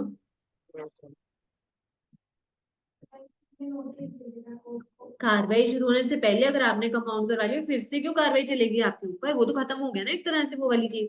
ठीक है, अब सिक्स्थ में क्या बोला हुआ, कहते हैं अगर आपने कंपाउंड कब करवाया, जब आपके ऊपर कुछ कार्रवाई वगैरह चल पड़ी थी, कोर्ट कचहरी वाला मामला चल पड़ा था। ठीक है, तो such compounding shall be brought by the register in writing to the notice of court. अब देखो हमने क्या कहा था, कंपाउंडिंग के 7 दिन के अंदर अंदर हमारे को किसको बताना है, आरओसी को बताना है ना, 7 दिन के अंदर अंदर। अब यहाँ पे आगे क्या होगा, आरओसी आगे किसको बताएगा, कोर्ट को बता देगा रिटर्न में। ठीक है, ये बताया यहाँ पे, such compounding shall be brought by the register in writing to the notice of court in which prosecution is pending, जहां पे जिस कोर्ट कचहरी में मामला आपका चल रहा है, अभी पेंडिंग पड़ा है, फैसला नहीं सुनाया, वहां पे आरओसी बता देगा कि भाई इनकी तो होगी है सेटलमेंट। ठीक है, तो अब इनको मुक्त कर दो यहाँ से। ठीक है, तो यही लिखा हुआ है, ऑफेंडर शैल बी डिस्चार्ज। हाँ जी बताओ बच्चों, ये समझ आया, Mandeep, Akhil, Ayush, Harsh, Himani, Akhil, Esha. Ma'am Yes, ma'am. ठीक है, मैम एक बार कुछ फिर रिपीट रिपीट कर दोगे ये वाला फिफ्थ और सिक्स कह रहे हो। मैम? ठीक है, अभी बता रही हूँ, ईशा आपने लेट ज्वाइन किया। हाँ चलो, हाँ जी, हम कहाँ पे थे, मैं कह रही थी ये जो आउट ऑफ कोर्ट सेटलमेंट है, ये हम तभी करवा रहे हैं ना, टाइम से बचने के लिए, पैसों से बचने के लिए, रेपुटेशन अपनी इज्जत बचा के रखने के लिए। अगर आपने, आपकी किसी ने शिकायत लगा दी, कोर्ट कचहरी का मामला या केस चलने से पहले आपने कंपाउंड करवा लिया, आप बताओ फिर कोई लॉजिक है कोर्ट कचहरी का केस वगैरह कार्रवाई चलने के लिए, फिर तो जरूरत ही नहीं वो सब की, उससे पहले जब आपने कंपाउंड करा लिया फिर वो बात वही खत्म। अब कहते सपोज किसी ने शिकायत लगा दी या कुछ भी कार्रवाई चल पड़ी थी आप, और आपने फिर कंपाउंड भी करा लिया था, आपको तो एक तो आरओसी को बताना है 7 दिन के अंदर अंदर, फिर आरओसी क्या बता देगा उस कोर्ट को जहां पे आपका मामला दर्ज है, जहां चल रहा है आपका, वहां कोर्ट में बता देगा भाई इनकी तो सेटलमेंट हो गई है, फिर से इनके ऊपर कार्रवाई, पेनल्टी, फीस मत लगाओ, इनको मुक्त कर, तो वो मुक्त हो जाएगा वहां से। हाँ जी बताओ, ये समझ आया ये point? Yes sir, yes ma'am. ठीक है। हाँ जी, अब लास्ट में क्या बोला देखो, कहते हैं अब इधर क्या बोला है, वो ही रीजनल डायरेक्टर, वो जो ऑफिसर है, ठीक है जी, by order direct partner DP employ, ठीक है, to file or register fees वगैरह भरने के बाद return account or other document within such time as may be specified in the order. ठीक है जी, अब क्या हो जाएगा, कंपाउंड कर रहे हैं ना ऑफेंस वगैरह, अब रीजनल डायरेक्टर को अगर कुछ लगा कि वो जो एलएलपी है उनको कुछ डॉक्यूमेंट सबमिट करना चाहिए, कुछ रिटर्न, कुछ इन्फॉर्मेशन कुछ चाहिए, तो जैसे वो आरटी कहेगा या वो जो ऑथराइज ऑफिसर सरकार का है, तो उसके अकॉर्डिंग वो डॉक्यूमेंट को सबमिट करने पड़ेगा, सिंपल। जो इन्फॉर्मेशन मांग रहे हैं वो उनको देनी पड़ेगी। ठीक है, ये चीज दी हुई है। और लास्ट में क्या दिया हुआ है, हाँ, अगर कोई भी पार्टनर डीपी वगैरह fails to comply with the order, जो भी आरडी की बातें अगर नहीं सुनेगा, तो उसको कितना जुर्माना भरना पड़ेगा। अब मैक्सिमम अमाउंट कितना हो जाएगा, ये नहीं कि उस सेक्शन में जितना लिखा हुआ है जैसे 1 लाख से 5 लाख, ठीक है, मैक्सिमम अमाउंट ऑफ फाइन कितना हो जाएगा आपका इधर, मिनिमम तो वही रहेगा, मैक्सिमम कितना हो जाएगा, अब डबल हो जाएगा, मल्टीप्लाई बाय 2, 10 लाख बन जाएगा। मैक्सिमम अमाउंट ऑफ फाइन कितना हो जाएगा, twice the amount provided in that, 2 गुना हो जाएगा, आपकी मैक्सिमम वाली लिमिट 2 गुना हो जाएगी। हाँ जी, अगर आप आरडी की भी नहीं सुनोगे, फिर आप बात कंपाउंड करवाने आए हो, आरडी की सुन नहीं रहे, फिर आप डबल पैसे भरो फिर आप। ठीक है जी, आओ सर। हाँ जी बताओ बच्चों, यहाँ तक समझ आया आपको? बोलो जी बोलो। इधर इधर आया समझ में? बोलो जी यस बच्चों। Ma'am, yes ma'am. ठीक है, चलो एक छोटा सा और टॉपिक कर लेते हैं। ठीक है जी, हाँ कन्वर्जन वाला बड़ा है, यहाँ तक करते हैं, ठीक है। हाँ मैंने यहीं तक की वैसे सोचा होता, कन्वर्जन में ना वो शेड्यूल 1 2 3 4, 1 वाला तो म्यूचुअल राइट्स था, सेकंड थर्ड फोर्थ कन्वर्जन याद है, private company to LLP, firm to LLP, private company to LLP, फिर unlisted public company to LLP, उसके बारे में बता रहे। तो ये एक छोटा सा ये वाला टॉपिक और कर लेते हैं हम। ठीक है, अब इसमें क्या है, assignment and transfer of partnership rights. ठीक है, मतलब पार्टनर अगर अपने कुछ हक आगे ट्रांसफर करना चाह रहे हैं, जैसे हमने कंपनी के केस में किया था कि शेयर होल्डर्स क्या कर सकते हैं, अपने शेयर वगैरह ट्रांसफर कर सकते हैं, उसके ऊपर जो हक है वो आगे ट्रांसफर कर सकते हैं, बेच सकते हैं। सेम यहाँ पे पार्टनर्स के पास क्या राइट होता है, अपना जो भी हक है उनका, ठीक है, या जो भी उनको प्रॉफिट का हिस्सा मिल रहा है कुछ है, अपना ये जो हिस्सा है या जो हक है ये आगे ट्रांसफर कर सकते हैं, बेच सकते हैं। ठीक है, तो यही यहाँ पर लिखा है, the rights of partner to share of profits and losses of the LLP. ठीक है जी, मतलब जो भी उनका हक है पार्टनर्स का कि वो उनको शेयर मिलेगा प्रॉफिट या लॉसेस में से, ठीक है, या जो भी बटेगा प्रॉफिट है ना, जो भी डिस्ट्रीब्यूशन वगैरह, वो जो भी उसको हक है पैसे मिलने का, एलएलपी एग्रीमेंट के अकॉर्डिंग। ठीक है, एलएलपी अग्रीमेंट के अकॉर्डिंग। ठीक है, दीज आर ट्रांसफरेबल, चाहे पूरा का पूरा आगे बेचते अपना हिस्सा, चाहे इन पार्ट बेच दे, वो उसकी मर्जी। ठीक है, ये लिखा हुआ है। फिर आगे क्या लिखा हुआ है, कहते transfer of any right by any partner does not by itself cause dissociation of the partner और डिसोल्यूशन एंड वाइंडिंग अप। क्या मतलब हुआ, कहते पार्टनर बेशक अपना हक वो आगे दे रहा है प्रॉफिट, मतलब जैसे अगर मुझे हक है प्रॉफिट रिसीव करने का, ये हक किसी और को दे रहा है, तो कहते इसका ये मतलब नहीं है कि अब वो क्या हो गया, वो पार्टनर नहीं रहा, not dissociation of the partner, मतलब वो पार्टनर ही हट गया, ऐसा नहीं है कहते। और ना ही ऐसा माना जाएगा कि क्या होगी, एलएलपी बंद होगी या वाइंडिंग अप होगी। ठीक है, और क्या लास्ट में लिखा हुआ है, transfer of right does not by itself entitle the transferee or assignee to participate in the management or conduct of activities of LLP or access information concerning transactions। क्या लिख दिया ये इतना सारा, बताओ जरा क्या लिखे यहाँ पर। कहते रे जो हक दे रहे हैं पार्टनर दूसरे बंदे को कि तू मेरे बिहाफ पे या मेरी जगह तू प्रॉफिट में हिस्सा ले ले, कहते इससे उनका ये हक नहीं इनका आ जाता क्या करने का, नॉट इंटाइटल ट्रांसफर या साइन नहीं, मतलब जिनको वो हक मिला है उनके पास ये कोई हक नहीं आता कि अब वो मैनेज करेंगे, डिसीजंस लेंगे, या जो भी चल रहा है वहां पे कामकाज एलएलपी में कि वो उसमें पार्टिसिपेट करेंगे। ठीक है, और एक्सेस टू इंफॉर्मेशन। ठीक है, कहते ये ऐसा कोई एक्स्ट्रा फायदा नहीं इनको मिलता, हक नहीं मिलता इनको, बस वो उतना ही हक मिल रहा है कि पार्टनर का जो शेयर है प्रॉफिट का अब वो ट्रांसफर किया है। पर जो बाकी जो मेन हक होते हैं पार्टनर वाले वो नहीं जा रहे उसके पास। समझ रहे हो ना, कि इसका मतलब हो रहा है कि एलएलपी बंद हो रही है या पार्टनर जा रहा है, खत्म हो रहा है, अब वो पार्टनर है, ऐसा कुछ भी नहीं। हाँ जी बच्चों, समझ आया आपको? बोलो जी बोलो। Yes ma'am. समझ आया? एक बार वो, मैं एक रिकॉर्डिंग रोक के वो निकाला वेटेज वाली जो नोटिफिकेशन थी, इसकी हैवी वेटेज है काफी ये चैप्टर की हमारी। एग्जैक्ट अभी देख लेते हैं।